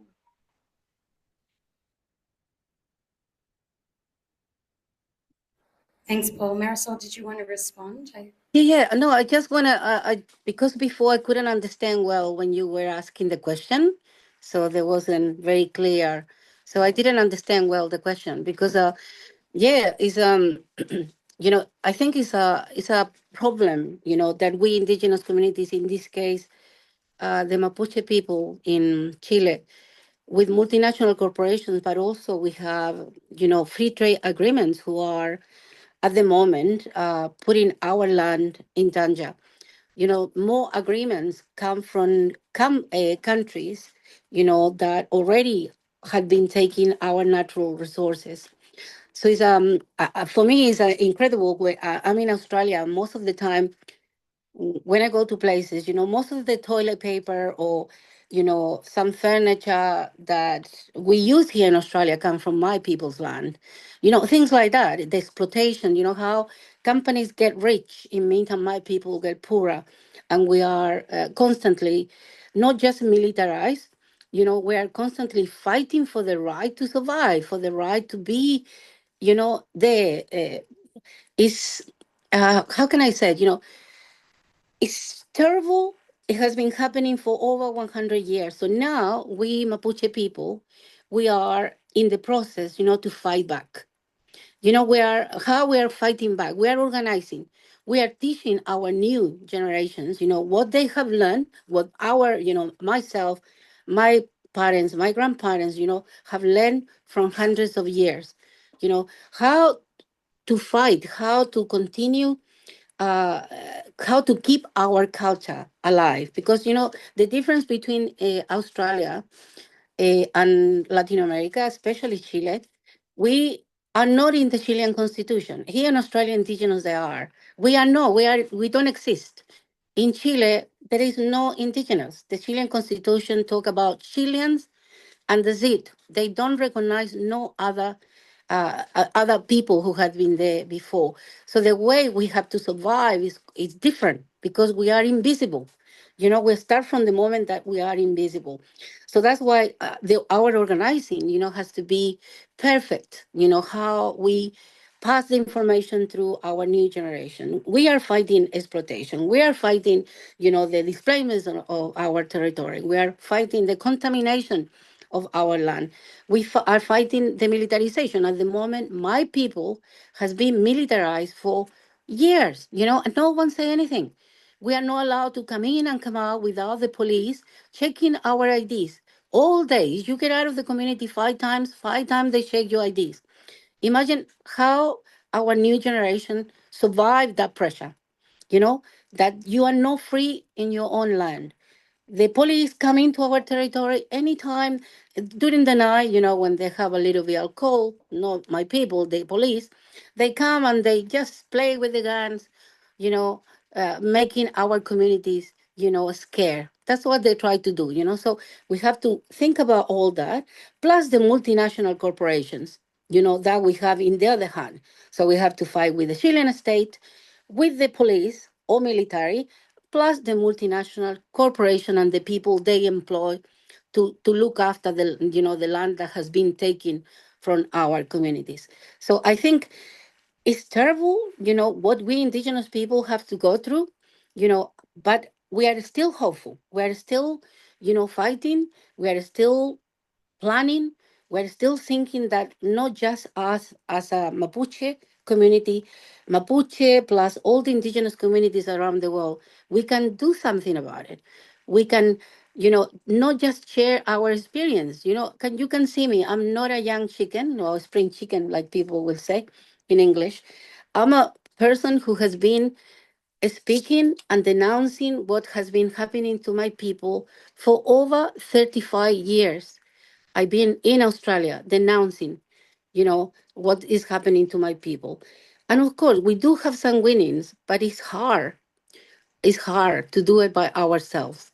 So when we, for real manage to unite and start supporting us as Indigenous people with the support of non-Indigenous people who believe in our struggle, who respect who we are, you know, things will start changing, and we need to start building that. So I think it's important, to unite. I think it's important to learn. I'm here learning from the Indigenous people in this country who, no matter if they were not informed, they have to accept me, because I came without an invitation to this country, but they have been incredibly supportive, and I'm very grateful that I can be in, the land where I am at the moment. But yeah, so I think it's important to denounce, but at the same time, I would like to see how we can work together, how we can create something that will really help us,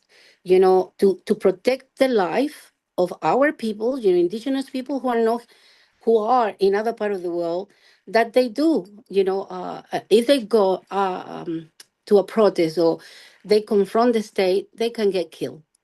There is a lot of Indigenous people who are putting the life when they do what I'm doing here, sitting in my house comfortably. So I think also it's important to recognize that international solidarity is important. Anyway, thank you so much. Thank you, Marisol, and long live international solidarity. My next question for all of the panelists is, what is the difference between symbolic recognition of Indigenous peoples and genuine self-determination in your context? Would anyone from the panel like to answer this question first? Yeah, I can answer. Yeah, look, I think when we look at symbolic recognition, the most recent examples of this can be seen in the Treaty for Victoria. Firstly, what is titled as the Treaty for Victoria isn't a treaty at all, but it's a form of legislation within the state apparatus of the Victorian government. A real treaty is an international law instrument which recognises the sovereignty of both parties.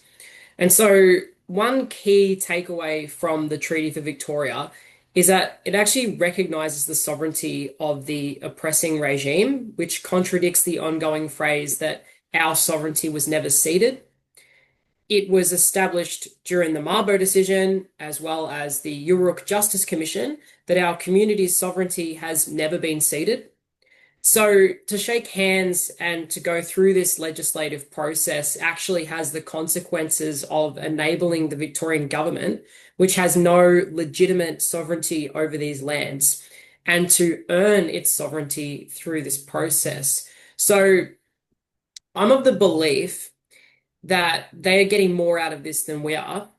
And this also includes the collaborator class of Indigenous people that are now positioning themselves for long-term bureaucratic roles within the system while our people continue to experience harm. So I'm of the firm belief that any treaty negotiated with the state protects capital, it protects property, and it enables its own illegitimate sovereignty, and that it's reformist and not revolutionary.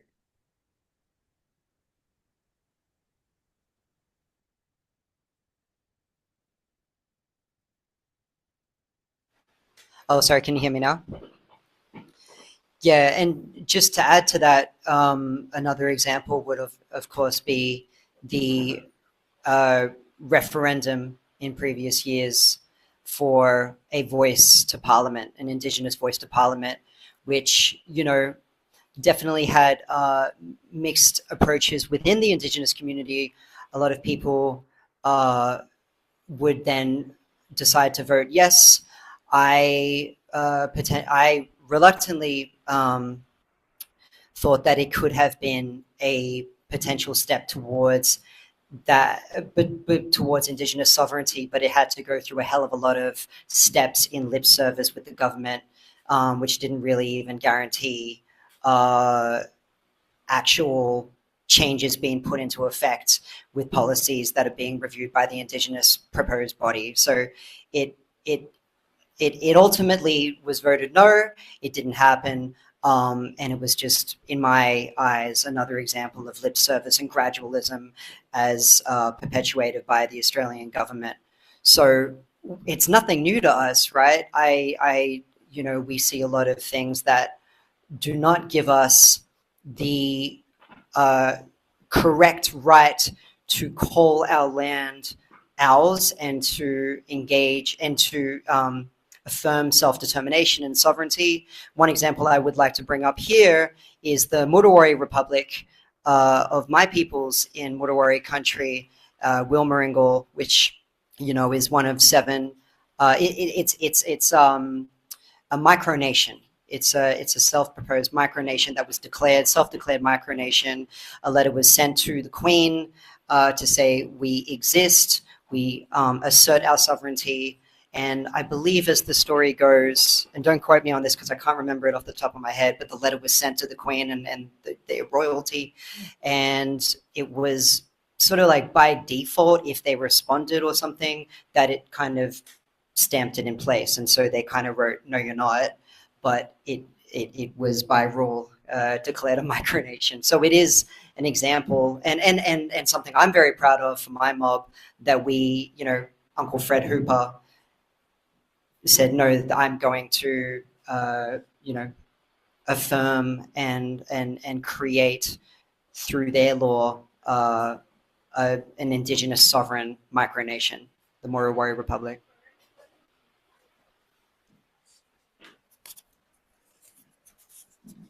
Thanks, Jasper and Dobby. Marisol and Paul, did you have anything to add to that question? The situation for us is different, as I mentioned, but definitely what we call Yanaconas. Yanaconas are the indigenous, the Mapuche people who they feel recognized by the Chilean government or Argentinian government, and they take places inside the government, and through that, the government of Chile talk about the participation of Mapuche people. So no matter if these people don't represent our communities, they grow up in the cities, they never belong to any community. They just share our names because we Mapuche people, we have different surnames than Chileans. There are no Spanish surnames, so that's why people immediately know when you are an indigenous or not an indigenous, yeah. But again, no, for us it's a little bit different, that way. But they do constantly try, when it's needed, to pretend that we have a voice. But you cannot pretend that a militarized community has a voice. A community who cannot come in and out of their territory has a voice. So yeah. But we do have some Mapuche who are from the cities and they play that game with them. No, it never worked because they don't represent our people.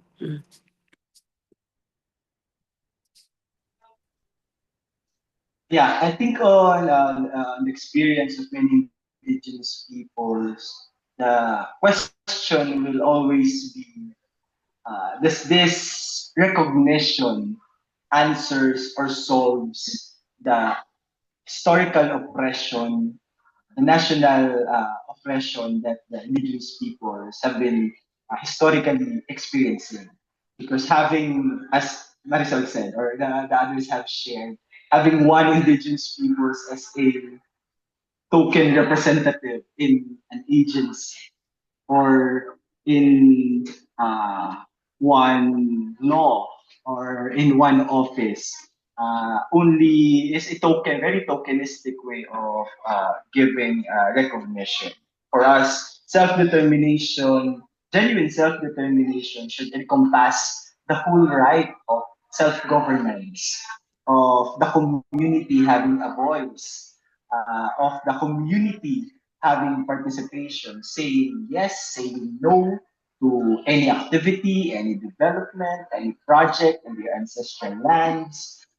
It should have the whole political and economic uh, power to determine their political path, their cultural and their identity, the genuine self-determination should address this reparations, acknowledgements of historical injustices, and merely having written laws will be very short. As shared by earlier, we in the Philippines they have the Indigenous Peoples' Rights Act, seen by other countries a very progressive national law to protect indigenous peoples. The Philippines have the National Commission for Indigenous Peoples, a specific commission to look at the issues of indigenous peoples. But what we see in reality, this is now used against indigenous peoples themselves, even though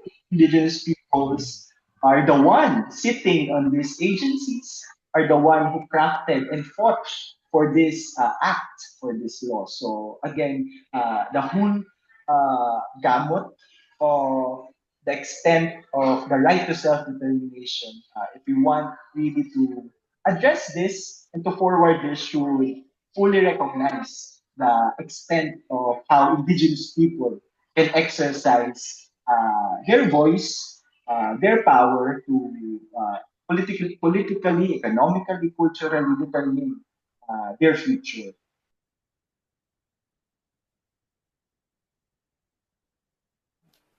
Thank you all. I am just going to read our last question before we open back up to the audience. So each of you, what gives you hope in your struggles, and what actions can people here take to support Indigenous resistance and genuine land reform?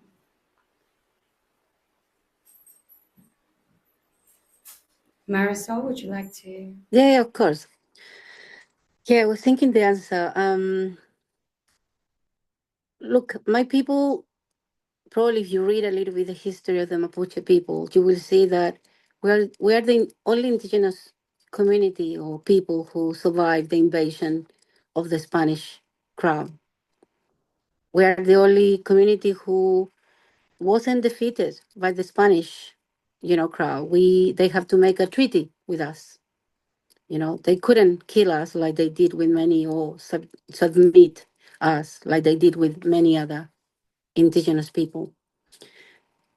So we learned, because we learned that it's difficult to trust someone who has been always, lying to you and mistreating your people. And that has been helping us to survive. As a Mapuche people, we understand very well what the Chilean and the Argentinian government want.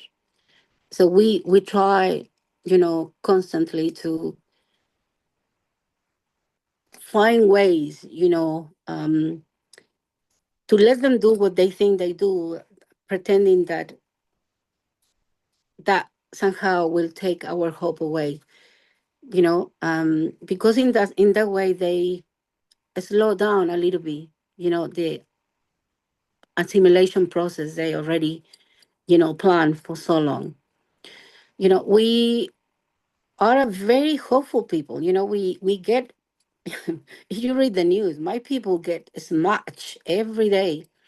They get into our communities, they kick my people's asses. They take my leaders, our leaders and young spokespersons, and they're in jail. We have over 125 leaders and young, we call it Werken, who are the spokespersons of the community, in jail with accusations. Whatever you plan is an accusation for a Mapuche leader, because that is not real. The judicial system work with the Chilean state. So they can create whatever lies they want, and we don't have a way to defend ourselves, except to denounce and do what we do, no matter where we are around the world. So yeah, so we think that consistency is important, trust is important. I'm very far away from my people, but they trust me. They know that what I'm doing is important and, will help my people. And that's how we work. We work based in the values, that we learn since, we are the people we are, because for Mapuche people, what we said is very important, it's very important. If I said something to you that I'm putting my life in that, and I can imagine all indigenous communities are very similar, in that way. So I will say we also fight. I'm not saying that we don't. Yes, we do confront the state in different ways. And I think it's important to do it. I think we cannot keep putting our head on the ground, hiding or pretending that it's not happening. We have to stand up. We have to plan and find ways, to fight them in their own ways, in their own means. Wherever they say, we need to be prepared to confront them. And I think that is very important. For us, we need to organize. And I know my people, the young people, the Mapuche young people, are doing it. They're organizing themselves. They are proud of who they are. And I think that's the other thing. The colonizer has been trying to take, away from us how beautiful and important people we are. Putting lies out there that we are drunk, that we're lazy people, all those connotations that, get attached to an indigenous person. That's not true. So we are building that, self-esteem, that love for who you are, and protect the land. The land belongs to the people, and we fight for that. So and as I said, we hope that international connections could work for real. Could somehow make a difference for our peoples. And that's basically something that I learned since I stayed here in Australia, that when you come to Australia and you expose a situation, sometimes you are saving the life of that person who is far away, because the Chilean state can do nothing against them, because there is someone in Australia putting out there the information and denouncing, the injustice they are committing. So I think it's also a good way, to continue fighting, expose them, expose the atrocities, the states are doing. Don't think that people know it, because people has no idea. They are so busy. We need to put the information there. And yeah, I will say we are very colorful, know me, but we are very colorful and happy people, and very hopeful. But at the same time, we are very political. We are very strong, and definitely we are standing up and fighting for our rights.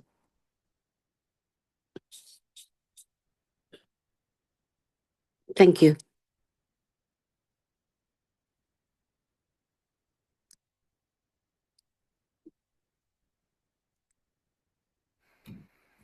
Yep. Thank you for that. For me, hope for where we are at and something that we can do to answer that question. For me, it's kids, language, and conversation. And as you were just saying that, I was thinking of these two stories I'd like to bring here after Yabin, after the Indigenous celebration of survival that we have here on the same day that they call so-called Australia Day on the 26th of January. It was a heavy day, as always, because it is a day of mourning. And after Yabin Festival in Gadigal country, I went home, booked an Uber, and anyone that went to Yabin would have felt. Are there any mob here? Is anyone Indigenous Australian here? For us particularly, it's a very strange feeling leaving those grounds. It's very, as soon as you walk into the chemist or you walk into the pub, you're immediately subject to, what feels quite unsafe. something I'm sure, you know, is shared, that feeling. So I didn't know what this fella, this Uber driver was going to say, but we had an amazing conversation. He's Pakistani, and he had never, it turns out he'd never met an Aboriginal person before. I was his first Aboriginal person that has, you know, he's spoken to, and he outpoured so much solidarity and so much love. He said, "This is your land. This is your people's land." We talked about Palestine, and he said, "I've never been able to speak this before," and I could tell that he, you know, had been waiting for that moment. So conversation is an incredibly important and solidifying part of the movement. And another story is I worked with a school here in Sydney, and these young kids, they like 5, 6 years old, and we were doing a language program with these kids, and they're singing this beautiful song in Gadigal language. They're all Mob, all Indigenous kids, and we had a auntie in residence. You know, she's about 60, 65, and the kids sang in Gadigal language, and I looked to Ani, and she is just crying, just absolutely tears running, and she had me crying, and she said to me, you know, this is what my ancestors had always wanted. This is what she couldn't do as a child because the government had stopped her. It was illegal to speak your language. It was illegal to sing your culture, to dance your culture, to wear your culture, to speak your culture. So it's the kids, man. It's what they are doing, these young adults that are mobilizing, as you're saying, and bringing that fight forward. That's what gives me the inspiration, you know. Yeah, kids, language, and conversation.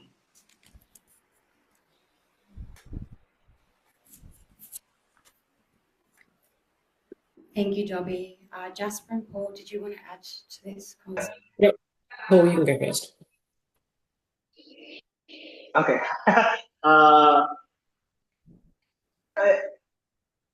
What's really inspiring, I think, for us is understanding that oppression has deadlines, but resistance continues. That in the long run, history will always side with the oppressed who doesn't resist or tire in fighting. It has been proven in our history that how, and for indigenous peoples who have been fighting for very long, you know, it will not be like this forever. And we owe it. We owe it to our heroes, to our martyrs, for those who started the struggle for self-determination, and for those who are continuing on the ground, on the front line, against militarization, oppression, and discrimination. And I think that's for us linking learning with different communities in Asia, Latin America, and Africa. It's always the same story, the story of hope, and even in the face of the worst economic, political, cultural attacks that they experience, they choose to continue.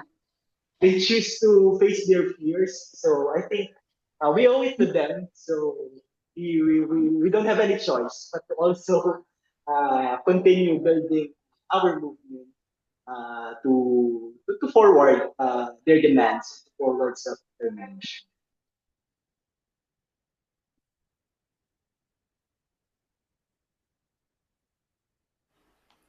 Thank you, Paul. Jasper, you didn't want to. Oh no, I can speak. That's right. Yeah. What gives me hope? Well, firstly, I actually think something that gives me hope is non-Aboriginal people who do make up the majority of this continent standing against the Australian identity and rejecting the Australian system. We Aboriginal people only make up 3% of the population of the continent, and it is actually the labour of accomplices and allies who stand for the Indigenous struggle and reject Australianism, which will support us to revolution. Because our revolution, like many Indigenous peoples, is about land and our relationship to it. And so instruments such as native title or Indigenous land use agreements are examples of land reform, but we don't really believe in reform. You know, native title, which is a case brought to the courts to determine if we have an unbroken custodianship of the land, will only grant limited rights, which is actually less rights than freehold title, which grants exclusive rights to the land. And that comes from British common law. And basically, what freehold title is home ownership and farms. So if you own a home in Australia, you actually have more land rights than if I, as a Wurundjeri person, had a successful native title case. So that's one element. But the next is sovereign land defense campaigns happening on country. And one of those down here is Camp Sovereignty, which has been supported and led by multiple Indigenous groups just outside of Melbourne. And Camp Sovereignty was initially a land defence campaign that began in 2006 as a protest to the Melbourne Commonwealth Games, but was since revived in 2024 by Uncle Robbie Thorpe and the Black People's Union. And the land where Camp Sovereignty is today is one of the first reserves in Victoria where our people were pushed to as the city of Melbourne was being established. And it's also a marking place of the burial remains of 38 ancestors of the tribes and nations within Victoria. And so, as of Invasion Day, or January 26th this year, we've now marked the second consecutive year that Camp Sovereignty has been permanently established. And the first camp in 2006 only lasted 60 days. So we need active support to maintain Camp Sovereignty. And it's an inspiration for more sovereign land defence campaigns to continue and spread from the central fire at camp. And there are plans to support the foundations of creating more camps on country for Aboriginal communities to forcibly take their land back from the colonisers. One of those campaigns happening right now for the people listening from Gadigal land is Uncle Paul Towney's Wiradjuri Homelands campaign. So if you're interested, take a look at that. But there are sovereign land defense campaigns happening everywhere across the country. And sometimes we just don't have the resources to actually support the information getting out about that. You know, that might be fighting against native title that has been completely ripped from underneath different groups for mining or other extractivist campaigns, or planning schemes to build highways through sacred sites. There are campaigns happening across the country all the time. And so one thing that you should definitely ask yourself is, what can you do to support the local mob on which you live, and how you can support them to take their land back?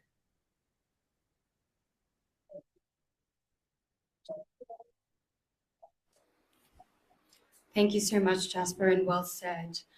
We're going to open questions now to the audience. We do have one in the chat already from Joshua, which, Paul, I see you have already answered, if you wanted to read that out.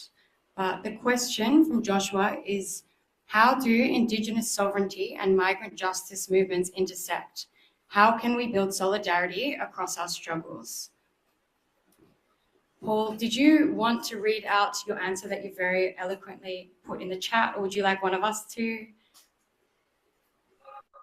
Okay. I'll try to read it. So this is a very, very important question. I think for us, Filipinos, because Filipinos are everywhere. We are all around the globe. So, but as for the question, we know that colonial states and empires creates forced migration in the framework of labor export policy, as experienced by a lot of Filipino migrants and different migrant workers.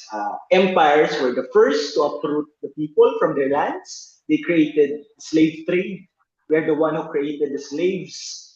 and the loss of the frontiers, our mountains, our rivers, because of resource extraction to fuel the imperialist machinery, fuel imperialist greed, push indigenous peoples out of their lands, small farmers, the fisher folks out of their communities, and another is the lack of social services, decent jobs, decent wages, education, health services, pushes further indigenous peoples and local communities out of their countries and out of their indigenous lands. Uh, that's why uh, I think the unity really and the intersection is how to fight, to reclaim their rights, how to fight and reclaim their lands and resources, and to point our unity against the imperialist system that really breeds forced migration. And I think one very important, as I think Beverly said this earlier, and Amirah, the diaspora that creates this forced migration also brings big opportunities to further unite us. Indigenous peoples now living in Hawaii, now living in Australia, can use this opportunity to further exchange and talk to each other, talk to the locals in their countries where they are working or living now to, you know, to talk about what the realities of what's happening back in their home.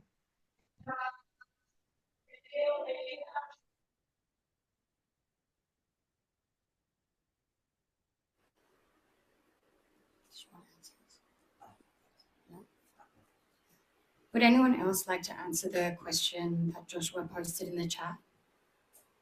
Yeah, I can say a little bit. Yeah, I guess for the purpose of this question and the audience, I will talk about building solidarity from migrants for the Indigenous struggle. So I guess the first thing that comes to mind for me is actually the idea of Australian nationalism, and that is often framed around a shared identity, multiculturalism, but a lot of this idea of Australian nationalism is actually assimilation into the Anglo-Celtic histories to support Australia as a white liberal democracy.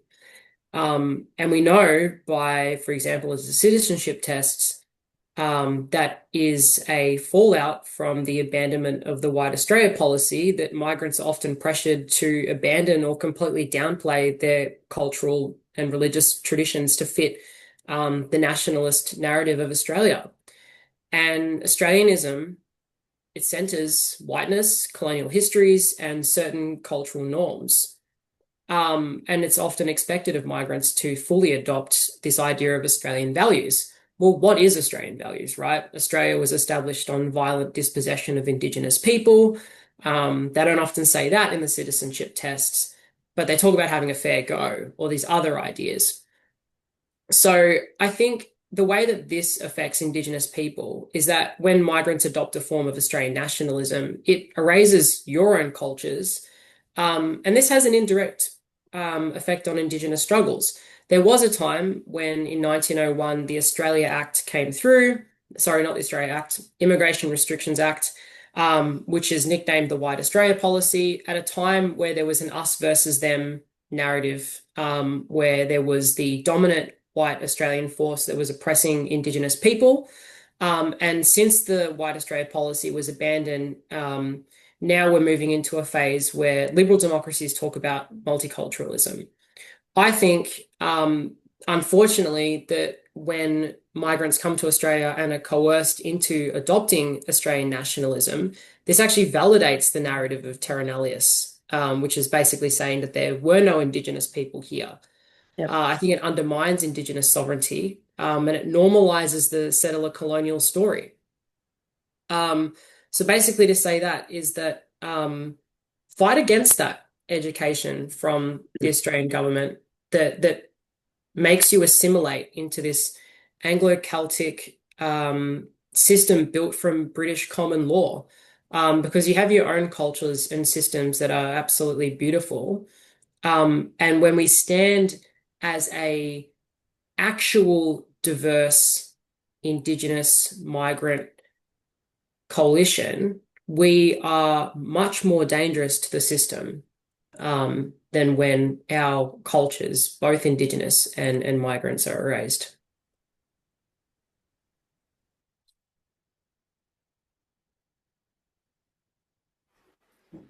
Thanks, Jasper. Marisol or Dobby, did you want to add anything to the conversation? I think what Jasper said totally cover part of what I wanted to say, that, I can see that here with the Chilean community and other Latins, where what Jasper was saying is totally what happened, so they get assimilated and immediately they forget that, when they came here, they were fighting for, against the colonial borders, but they get into the rhythm and then, you have, for example, I was listening a radio program last year.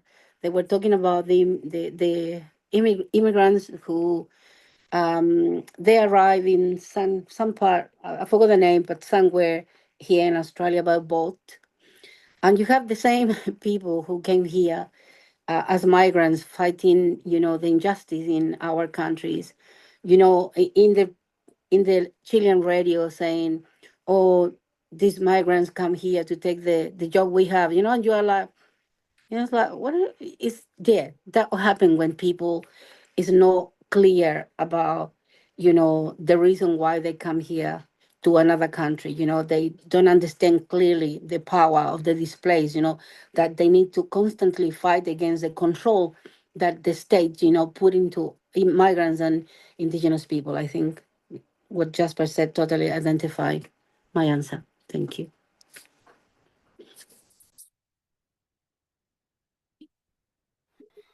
Thank you so much, everyone. We do have a question from Gadigal. Let's go to you first. Yeah. Oh, yeah, can you?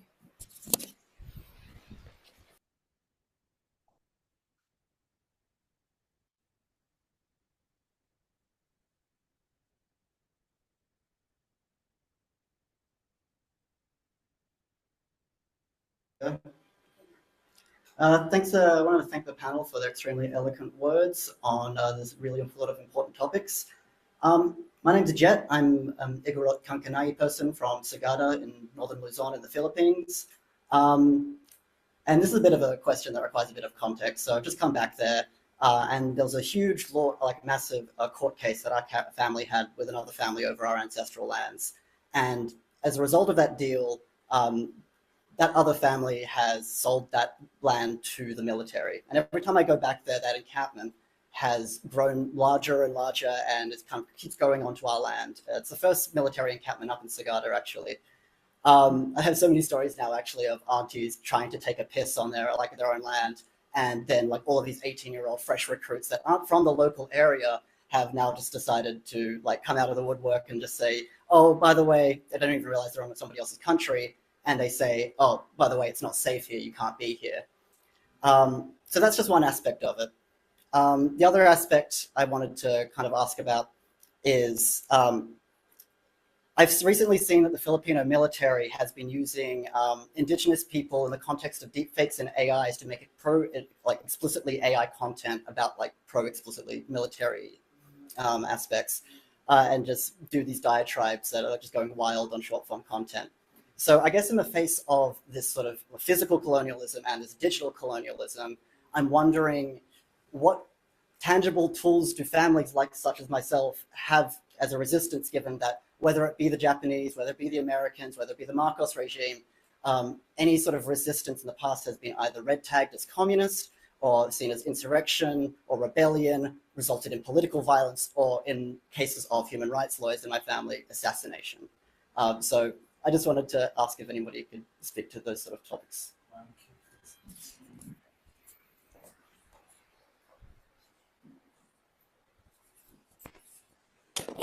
Paul, do you have any response to this question?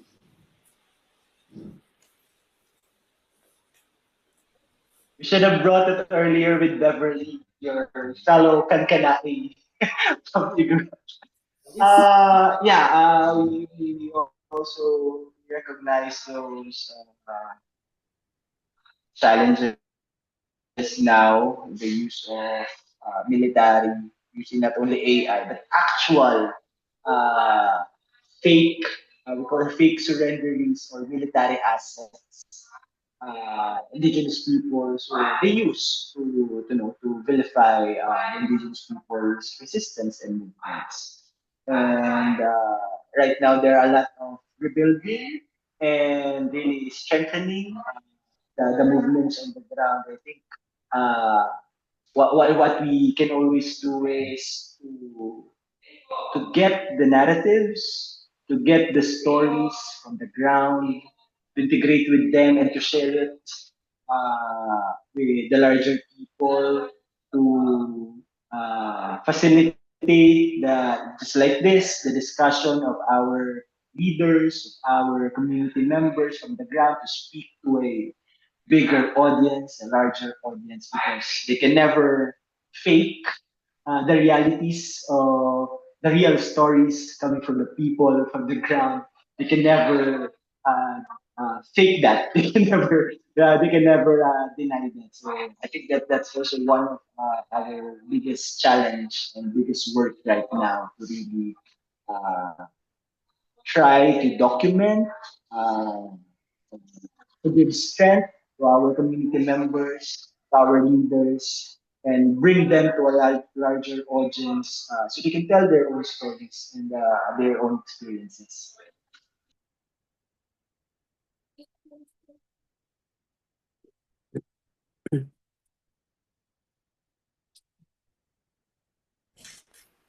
Please jump in if you have anything else from the panelists.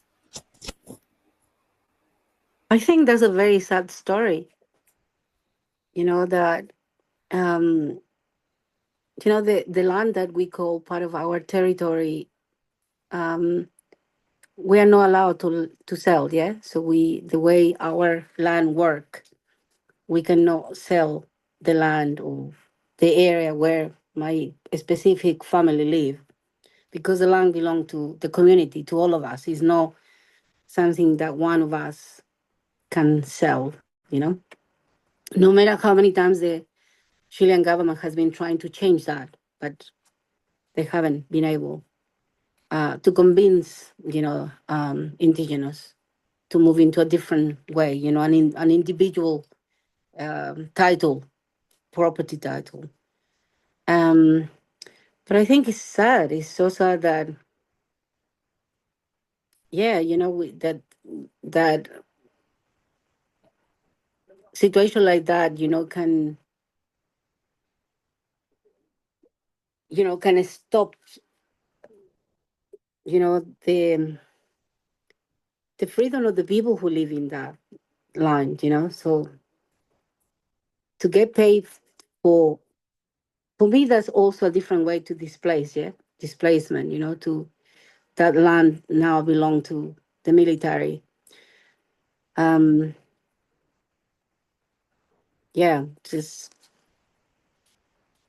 still thinking in the example, I never heard something like that. So it's still hard to understand, Mm.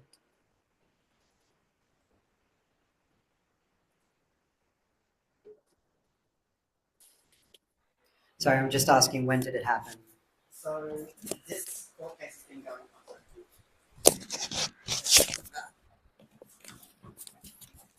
So the court case had been going on for decades at that point.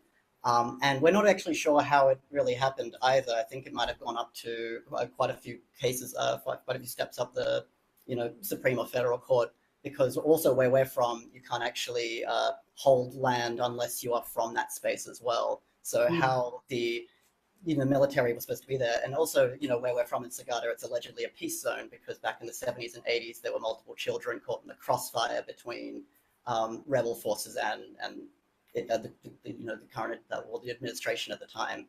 So, and then, also in 2012, we had bombings, open and machine gun fire from helicopters in that region as well.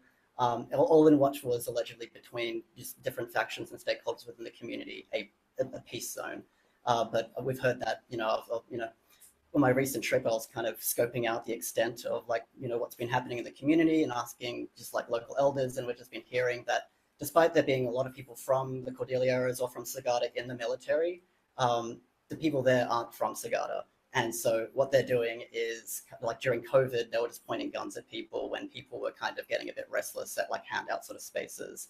And people from our community had to kind of band together to hold seminars for just contact all the people from Sagada in the military from all around the Philippines or all around the world to kind of have a bit of a Zoom call and be like, hey, by the way, you're basically in somebody else's country right now, and people might be reacting differently. They didn't exactly choose to be within the Philippines, even though, they don't necessarily have the same legislative rights as the Moro in terms of autonomy.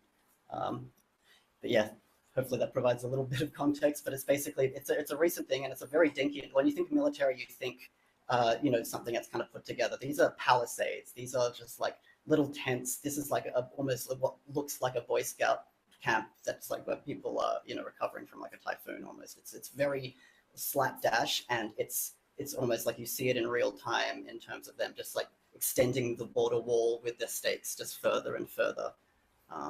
Yeah.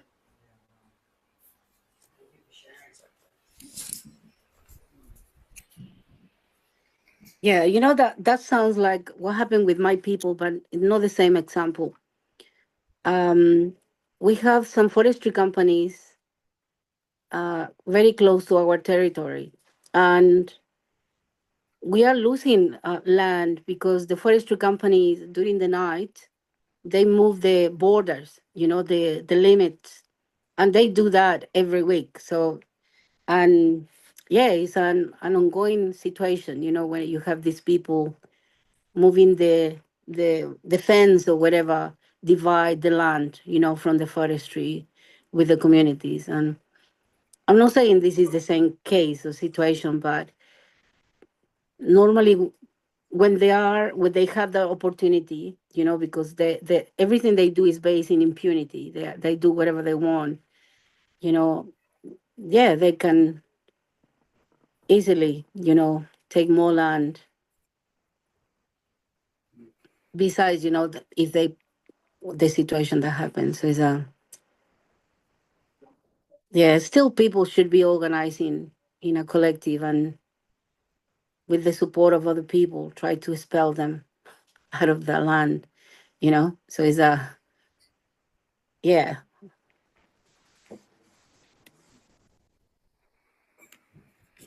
Exactly. We should all get organized. I'm just going to throw to Naarm. I believe you have a question from the audience.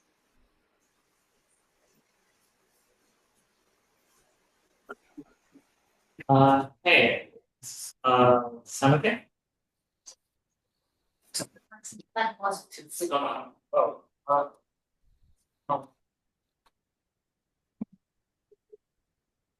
Hello. Oh, okay. Right. I've had a lot of time to think about this question, so I've been mulling it over repeatedly, and now it's a little bit foggy as to what I was going to say. Whatever. Right. So my grandfather comes from Cagayan. I have a Cordilleran last name, but I've never considered myself indigenous because my dad, all his siblings have basically everyone in my family who I've immediately been able to talk to. They've all grown up in Manila. I was raised around Tagalog growing up, and I thought about the thing Marisol said about having a last name, but not having any connections to land, and the way that played with indigeneity.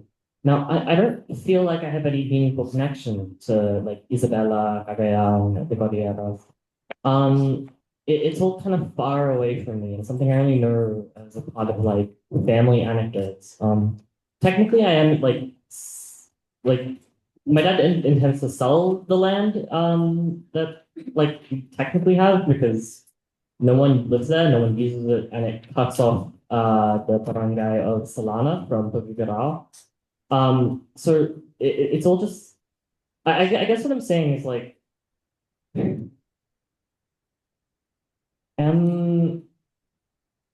is it, I would not use a word so strong as collaboration necessarily, although it does remind me of the thing Marisol said about like people who might necessarily be Mapuche, but don't have any like sort of stake in the land struggle, in the politics and the liberation of the Mapuche people.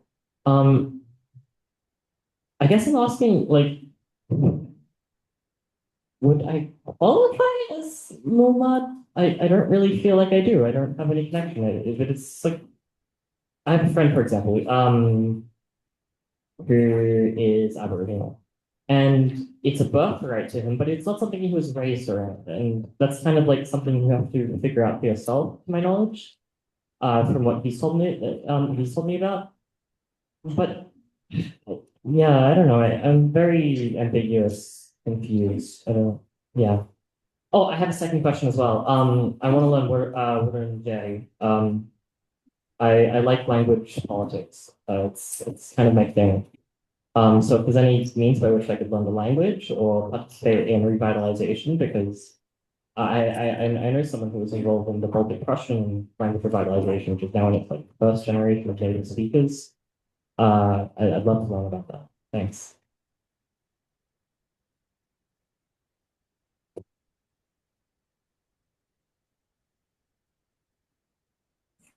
So I'm is so that sorry. question was for me or sorry, I didn't understand very well. That was a question for me or not? It's just a general question. Oh, okay, cool. Yeah, I guess about like being technically indigenous on like a technicality, but not having any connection to the land, because I feel like I'm at a stage where I'm so dissociated from any of it that like I wouldn't really qualify. I guess that's it.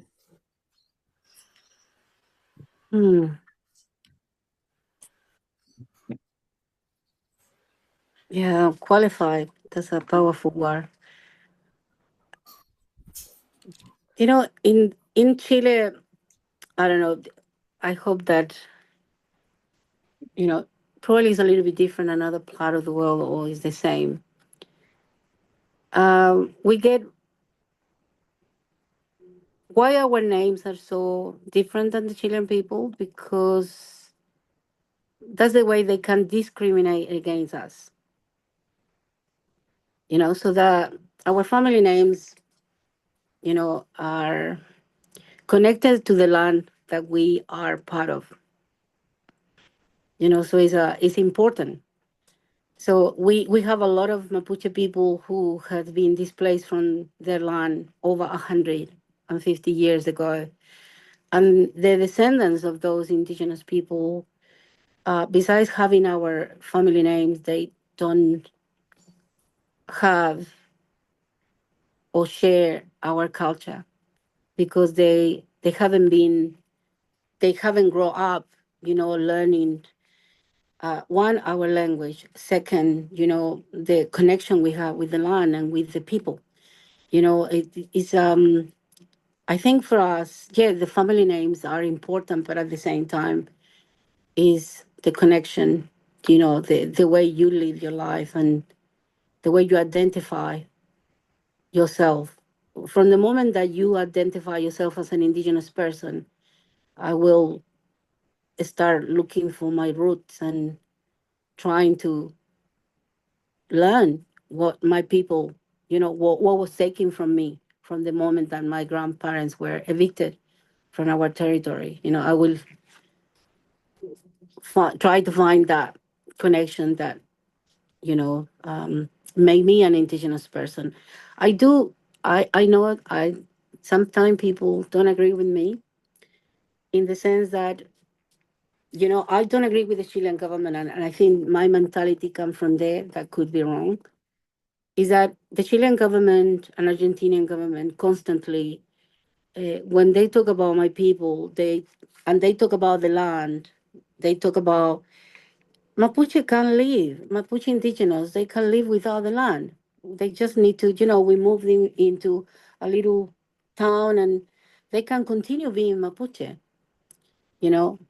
but not necessarily in our territory because they need our land for their future projects. And we Mapuches don't agree with that. We are convinced that we cannot be Mapuches without our territory. That we are so connected to our territory that it's impossible to imagine that you can call yourself a Mapuche out of your territory. You haven't had that experience, to get that connection. For example, I speak my language, and second is Spanish, and I know there is some Mapuches that I met here in Australia, or children of Mapuches that they never learn the language. So they are still indigenous, but that connection is important. And I think if you are an indigenous now, you think you find out. I think that to finalize, your beautiful discoveries, to get that connection, and the connection is what pushes you to the struggle to defend and protect your people. Because you understand who you are, and that motivate you to fight for your people. And yeah, so anyway, I hope that I answered the question, or at least to make a proper comment. Thank you for that. Yeah. Sorry, it was. Can I add also? I think I know. Probably that. No, all you, Koya. Let's go.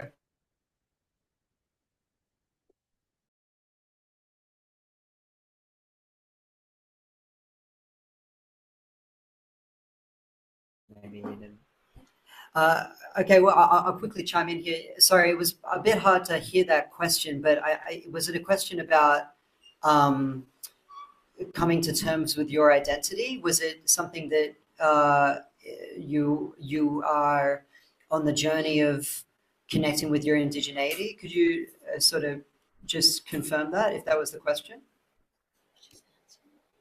No, not necessarily. It's more so that I'm like. Oh, okay. Not necessarily. It's more so along the lines of, well, I don't have that connection in the first place, and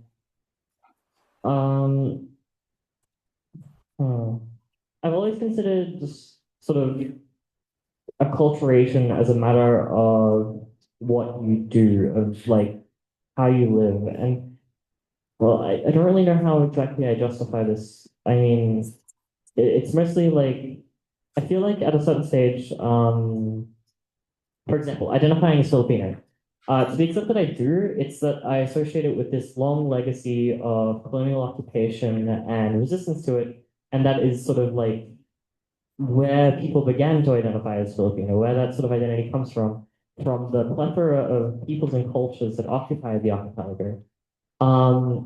And that's like a matter of how people have chosen to live. And when it comes to indigeneity, that's a matter of how people live in relationship to land, in relationship to a certain place, its ecology, its history. I don't feel like I have any of that, so I don't think I qualify as Lumad in any sense. That's it mostly. Can you qualify as? Like as indigenous. I don't think I'm indigenous. I mean, like my family is a couple generations back, but I don't do indigeneity. So You're asking, can you qualify to be indigenous if you don't have indigeneity? Did I get that right? I guess so, in a way. I mean, if it really came down to it, I could probably just bunker down and learn what like my grandfather's language. I could do an immersion trip in Cagayan. I could invest myself in the politics of U.S. military bases in the region. There is a lot I could do, and I could probably go really far with it. But I mean, I don't know. Hey, Jasper, did you want to speak to this question? If you wanted to. Yeah, I'm just thinking like, because I feel like I'm not really in a place to answer specifically, but I would definitely say that indigeneity or Aboriginality, whatever you want to refer to it as, it's less about qualifying as an individual and more about a understanding or definition of a community identity that's decided by the specific group, wherever that is, whether you're Marawarri or Mapuche or Wurundjeri. There are different cultural standards and codes, if you want to say it that way, that would make someone like that identity. I know that for my mob, like it's a patrilineal lineage of who our ancestors are, so like I think maybe qualifying's the wrong way to look at it. And I think that starting with community first is the journey that you would be looking at. Identity is something that is an ongoing journey for people to learn and educate themselves about. And if you are like looking and seeking into those things, like I think learning and sitting with that is the first step rather than identification. Great. Thank you so much, Jasper. We do have a question in the chat and then one more question in Sydney. And if we don't have any other questions, we're probably likely to wrap the panel. So this one specific question to Dobby, it asks, it is not uncommon for fellow migrants to bring the xenophobic attitude to Australia. As an Indigenous Australian and Filipino person, how do you respond to these kinds of attitudes from some members of the Filipino community, if you have encountered it in the past? An example would be migrants being resistant to supporting Change the Date campaign or further supporting the March for Australia movement. Thank you. Thanks, Leah, for that question. And thank you, Candice, for that question. Yes, of course. Even in my own family, I struggle with the conversations that I have had in the past, explaining what indigeneity looks like and feels like and how it is experienced from my perspective on these lands. And again, for context, my mom's Filipino, father is Moro-Christian. And so, for me, I had grown up just navigating that, and sometimes, yes, it did feel like a struggle, but in the grand scheme of things, very relatively fine, and it was just me being able to navigate that. But of course, with conversations with my family, the idea of what an ideal Australia is for them is quite different to what I perceive it as an Indigenous person. For my mom, it was about fleeing. It was about finding a better life. It was about coming to Australia, to Port Kembla, to Sydney, to Warilla, Wollongong, and being free from the corruption of the government, being able to, but it's interesting, the what's the word? The conditioning and the self-assimilation that I have seen people put themselves through, the self-conditioning of, well, it's a better place, and but I still get, like, for example, my mom gets discriminated and Filipino women go missing every day in Port Kembla in the 90s, for example.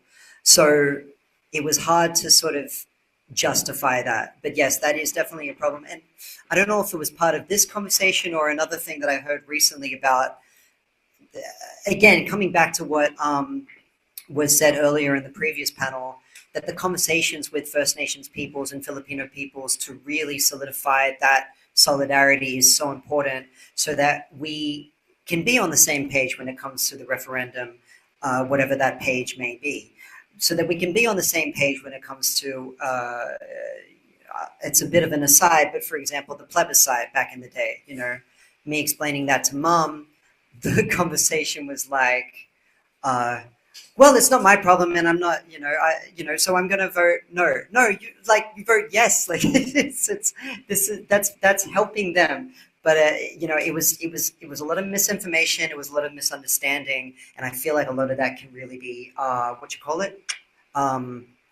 rectified in conversation.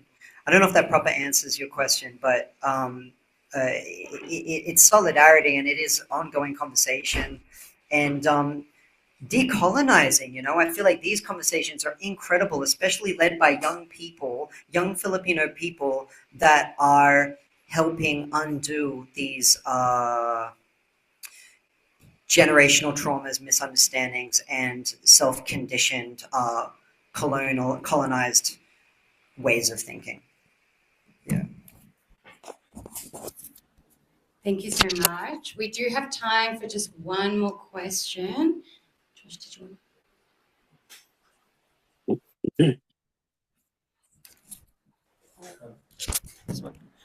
I mean, honestly, it's the question I have. It's kind of bouncing off that and maybe some other things that have been going around, which is just that colonization is very good at making enemies out of friends, right? And it's very good at encouraging lateral violence. It's encouraging, us to divide and conquer and to fight with each other instead of maybe the common enemy who tend to be the colonizers. And so I think you already started to answer the question, Dobby, but maybe what can we do to help migrant communities who we know that have been colonized in not only in their histories but also in their mindsets and the way that they view the world? What can we do to start helping them unlearn that and decolonize that? Because as the person in the chat also described, we see a lot of kind of that kind of good migrant mentality with Filipinos in Australia, where it's like, oh, okay, well, we've made it here, so let's not rock the boat, or we've made it here and we have our own history of trauma, but somehow they don't manage to link that up with the history of trauma that very much exists here on this continent. And so how do we start having those conversations? If I may, chat, I'd love to quickly put my 2 cents in here, because a good story that I could say to exemplify this is when Black Lives Matter happened in 2020 from the murder of George Floyd in Minneapolis. My family, my cousins, all of a sudden we've had conversations we've never had before. And we talked about Black lives here, we talked about Black lives there. And, my kuya said, Philippines were colonized by the Spaniards back in the day. And we had never talked about that. If it was ever mentioned by anyone, that happened always, it was someone young in the family, it was always hush hush, we didn't talk about it for whatever reason. But that movement cracked us open. And I think, I don't know if that speaks true for anyone else who's here in the chat, but that was really powerful for me. And ever since, we've had deeper conversations. So that's not to say that we need to it comes back to mobilizing. I mean, for me as an artist, truth-telling is very powerful in the form of music. And I see it every day, because the more people that come to see a show or speak lyrics from Moro Beats, for example, shout out Moro Beats, to be able to spread that truth-telling, put it in the forefront, create popular music, and have a wave flow through the people. All of a sudden, truth-telling is mixed with cool, is mixed with future, it all goes hand in hand. So that's kind of, I don't know if that answers your question, but yeah, sort of, yeah. And anyone else on the panel? I have a little something to add, yeah.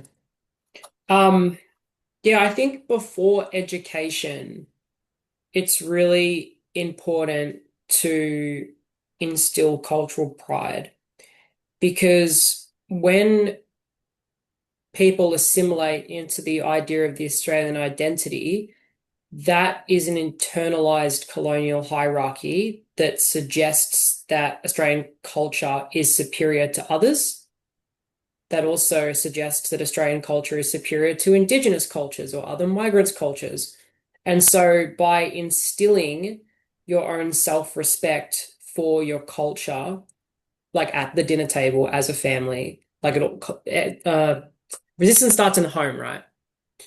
I think that's where it starts. It starts at the dinner table. It starts those conversations.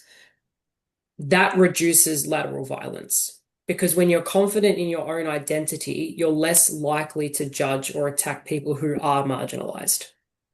And I think by effect, that actually builds solidarity with Indigenous communities because migrant cultures and Indigenous cultures are both asserting that your culture and your identity is legitimate and your identity should not be erased through colonization in Australia.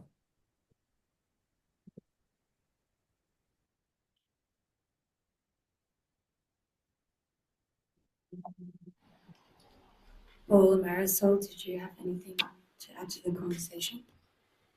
I think I think it's very important, to always be clear in who you are. And I know that a lot of people don't have the opportunity, to know their ancestry, to have that connection, all the, your grandparents, great grandparents, so you carry their struggles, with you. I'm talking about in my personal case, so I'm probably lucky in that sense that since I was very little, that gave me my identity, and I knew who I was and the purpose, that I have to, the purpose why I was alive. What I didn't know was that I will end up in a country called Australia, so far away. But yeah, I think is we need to constantly look up into ourselves. We need to go back to the roots, and what Jasper said, family, and sitting, having a meal, there is so many instances where we can, have those conversations and learn a little bit more about our ancestral territory, the ancestral land where your family, come from, and I insist, I think people should inform themselves about the movements and injustice that are happening where your family come from, where you are at the moment, the land where you are. And you need to insert yourself into those struggles. We cannot talk about freedom and so many other good things if in our personal life and in our practice, we don't do it. So I think it's very important, you talk, but you practice what you talk. And I think being an Indigenous person all my life, sounds funny, but it's interesting, how, you go down, but you go up. I'm not saying that, we don't, I never doubt myself, but I do, when I was younger, felt like what I was doing, it wasn't good enough. And what was the purpose if we were, jailed and mistreated and blah, blah, blah? You go through those up and downs. But because there is a movement, because there is a history, you go back up, you stand up again. And, and in my case, I was always, I am Mapuche, I'm Mapuche. And I felt that calling myself, what my people is called, it was giving me the strength, to fight, to continue in that way, to demand, the autonomy and the self-determination that my people has been fighting for so long, to reject the assimilation, of the systems that are oppressing us, and I think that is important because we need to emphasize, the revolutionary autonomy that we are fighting for. I think is important to fight colonialism, and yeah, and the resistance and the direct actions are important. And we Indigenous people constantly do direct action. We go take, here in Australia, with Auntie Sue, she organized, action, direct action for people to go and support her, and denouncing, what the rockets, are doing in their land, and what the meaning of that, those kind of things, those kind of resistance, we need to support. That's yeah, I will say it's important to be part of those resistance today. Thank you. Thank you, Marisol. Paul, I believe you also have some closing remarks for us.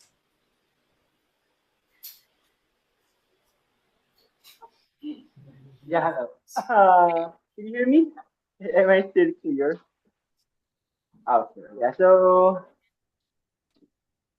is this my closing now, or do I have to still answer the question? No.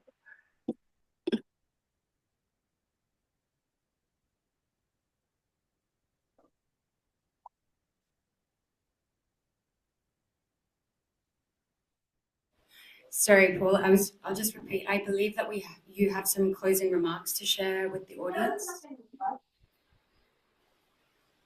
Okay.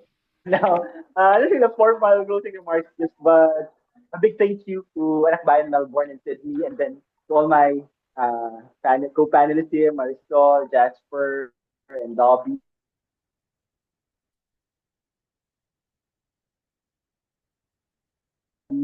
I think the final thing would be that we really do have more things in common than our differences, as Marisol and Jasper said.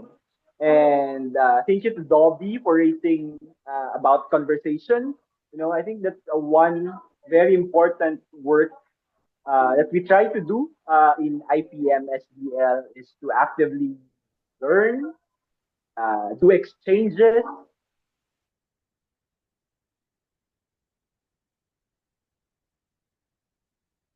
to expose our minorities, and that also has been one of our priority with our members. We have a lot of active networks in the Indigenous Peoples Organization in Australia. We try to bring them here from time to time, the Philippines. We try to visit them from time to time if we have the opportunity. Bring our fellows from Guatemala and Ecuador, from Sarayaku, from Ogoni, and then from the objects, it really builds because our enemy is global. It is just right, and it's an imperative to really also build our global movement and building the indigenous peoples and national minority movement has benefited a lot from the solidarity of the youth, of Anakbayan, of students, of artists, of non-indigenous, because this has been the reality. Indigenous peoples and national minority are very, very tiny percent of the population. And unless we will be able to educate the majority of non-indigenous and non-minorities and get their solidarity, we have a very strong chance of really pushing forward the struggle for self-determination. And with the current worsening crisis and the brazenness, the boldness of the empire with its wars, with its racism, with its discrimination, with the military bases and exercises, which is very common in Australia, in the Pacific, and in the Philippines, I think this speaks more of the greater desperation of the empire to keep itself alive. And as history tells us, the indigenous peoples have been fighting since time immemorial. And we have a lot of tasks to also build our solidarity and our struggle from the grassroots for everyone who wants a better future and new system. And from us in IPMSDL with our focus on imperialist wars, against criminalization, against harassment and attacks on indigenous peoples, in defense of land against false new, they say, environmental solution, climate solution, energy projects, and with the mining and the plantations. Uh, we love and we all greatly benefit from these types of conversations and unity. And we hope that next time we can do it face to face. Maybe we can visit you or we can host you in some of our exchanges. We are very excited for that. And let me also take time to promote IPMSDL is also the secretariat of the Indigenous League of People's Struggles, ILPS Commission 10. We hold a series of roundtable discussions and deeper studies on Indigenous people and national minority issues for their right to self-determination. And IPMSDL is also a secretariat of the Merdeka West Papua Support Network, which I know there's a lot of diaspora and support networks in Australia.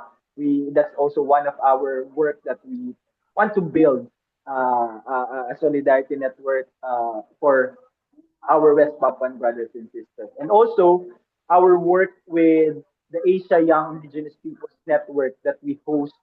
That's why I'm very excited on the sharing of going back to the roots, Balik Ili, we call it Balik Ili here, where indigenous youth who felt they have lost their connection because they have lived in the cities, they have studied in the universities, and we love to keep the conversation and our work in really reconnecting them with their roots. And thank you so much for this opportunity. I think we have learned more from on our end than sharing a lot, and we hope to see you very, very soon in different spaces here in Manila, here in the Philippines, or sometimes maybe there in Australia. Cool.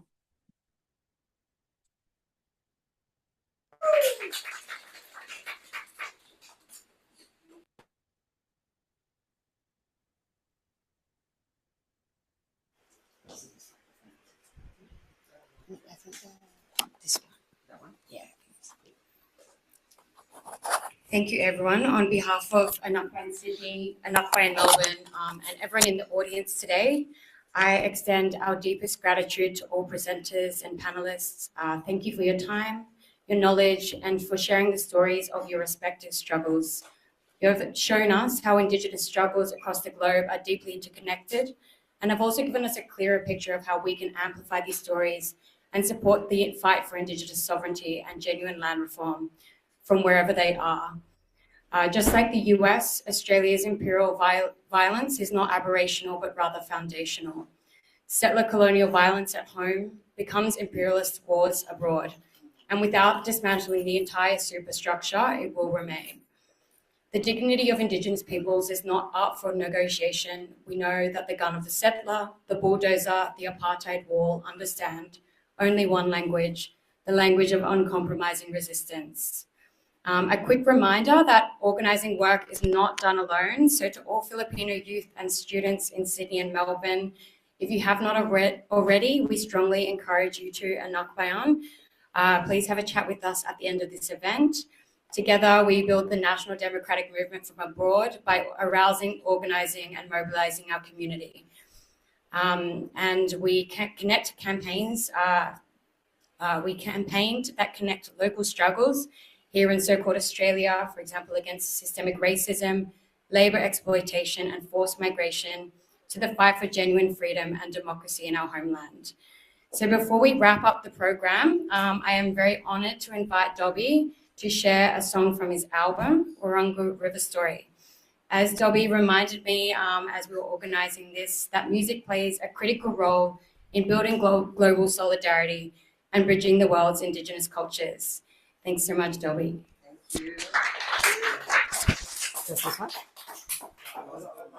Thank you. Oh, nice one. Yeah, so professional.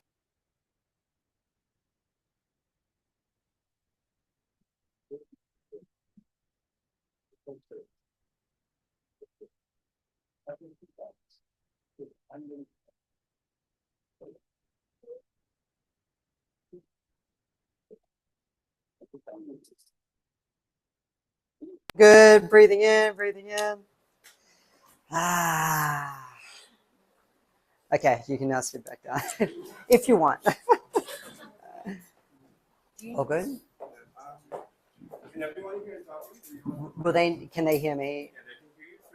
Okay, yeah. I may need this one, perhaps. Yeah, is this okay? So just to finish off, first of all, thank you so much, maraming salamat, Anakbayan Sydney and Anakbayan Melbourne for all of the work that you've done to put this event on. It's really important that we have these spaces to be able to connect, to mobilize, and to globalize our and solidify our struggle in solidarity across the world for Indigenous people. So thank you so much, Leah and the team, for give them a round of applause for putting this together, for all the mob in Naarm. And I'd love to just quickly share a little piece that I've been working on. It's called History, Memory, Power. It's very, very tied in with what we've been talking about today, especially in terms of our nation's history. Do me a favor. Take out your history booklet and rip out the pages. Toxic fragility running me thin on my patience. No way to shake the identity Britain gave us. That's what has driven obsessions of being the savior. Competitive, settler nature, history, behavior. History, memory, power, the story is changing. Now that we're finally putting our pen to the paper. I'm here to tell you the truth. I'm here to carry the proof. Reason I'm here is they couldn't fit all of my love in the noose. But now I've been shaking it loose. They try to lie on the news. They make us out to be dumb. That's what they said to your dad. That's what they said to your mom. They thought our people were done. Push a colonial narrative, having you thinking you won. But why am I alive then? Our memory's wrong. James Cook was long dead before the first fleet come. The Queen said take a deal. Cook's gunny did wheel. Cook shot Truman Shield. Cook kept lip sealed. Cook then disappeared. Then he went and got speared. Just under 9 years before Philip came here. Cook still got credit over Mattress idea. History's how you tell it, but the truth stands near. Why you still never get it? Did you listen when I said it? If I gotta be specific, then Jimmy Cook should be indebted. History, memory, power. The women and children who live on the mission that learned to be Christian were given some sugar, potatoes, and flour. A kidney and liver, there's blood on the river, it's all in the name of religion, the living conditions were sour. Indigenous invisibility killing us all in the name of the British, continued by Jonathan Howard. And Philip had every intention to pillage us all. This isn't my history now, this story is ours. All of us are the power, fought to the very hour. My community never left and we come together to sing it louder. Watching us from your tower. Silence is ready, hiding in anonymity. You've been written up in the history as a coward. Power, memory, history, written by the men who have tried to get rid of me. Spirit of my ancestors living into destiny. Born into a time by those who manifested me. Telling my stories that is keeping us alive. The feeling of a change is what I bring to you tonight. So what is our collective memory? My reply is the answer is before your very eyes, and it lies in the truth.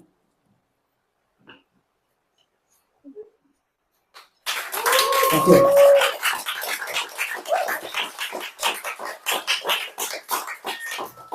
This one here is called Dipiyun Pachalinya, which means the bird names himself.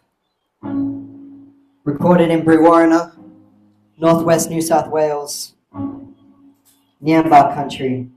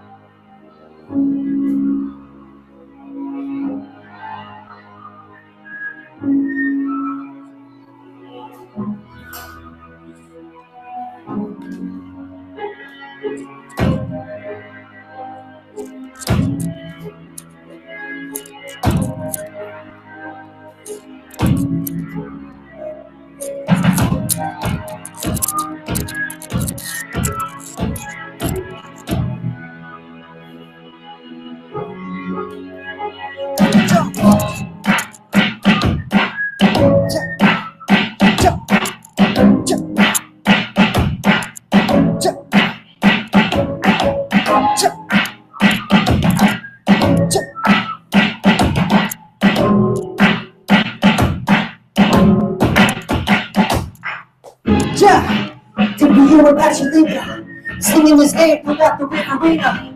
Idling out the walk where you're not the Paco. Anakbayan, telling us he can see ya. Hey, to be you in Pasadena. Hold to the note that continue to dream. My name by way of one who ever ride it, Camilla. Wanna worry about you, walking worried about it, in ya. To be you in Pasadena, singing his name throughout the arena.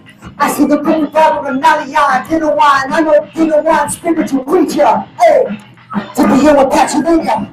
I see that when they gotta come at the river, but they pull a wild way at the bar, and I want to transform like butterfly and a caterpillar. Hey, I got no confidence in our current leader. I'm sick of suffering, smoke, smoldering emphysema.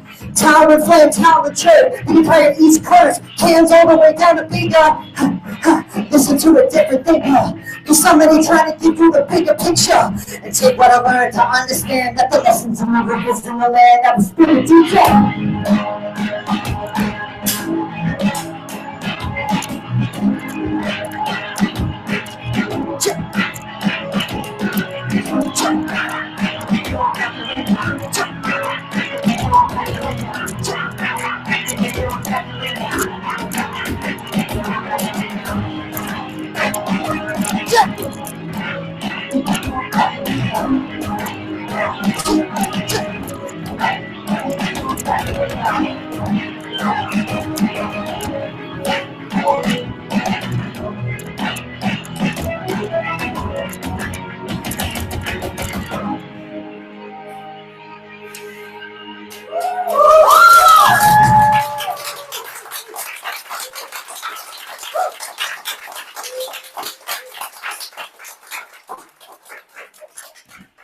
Maraming salamat. Thank you so much. Thank you for having me. My name is Dubby, and yeah, have a good night.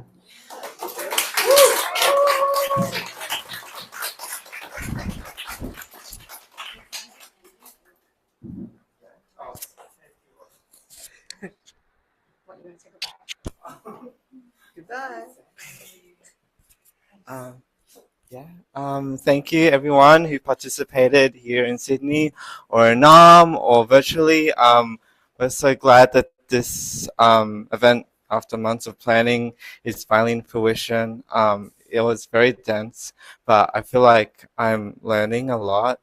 And to everyone here, I hope that this isn't the end. I pray we continue to educate ourselves for Indigenous peoples everywhere and continue to take meaningful action, not just symbolic action.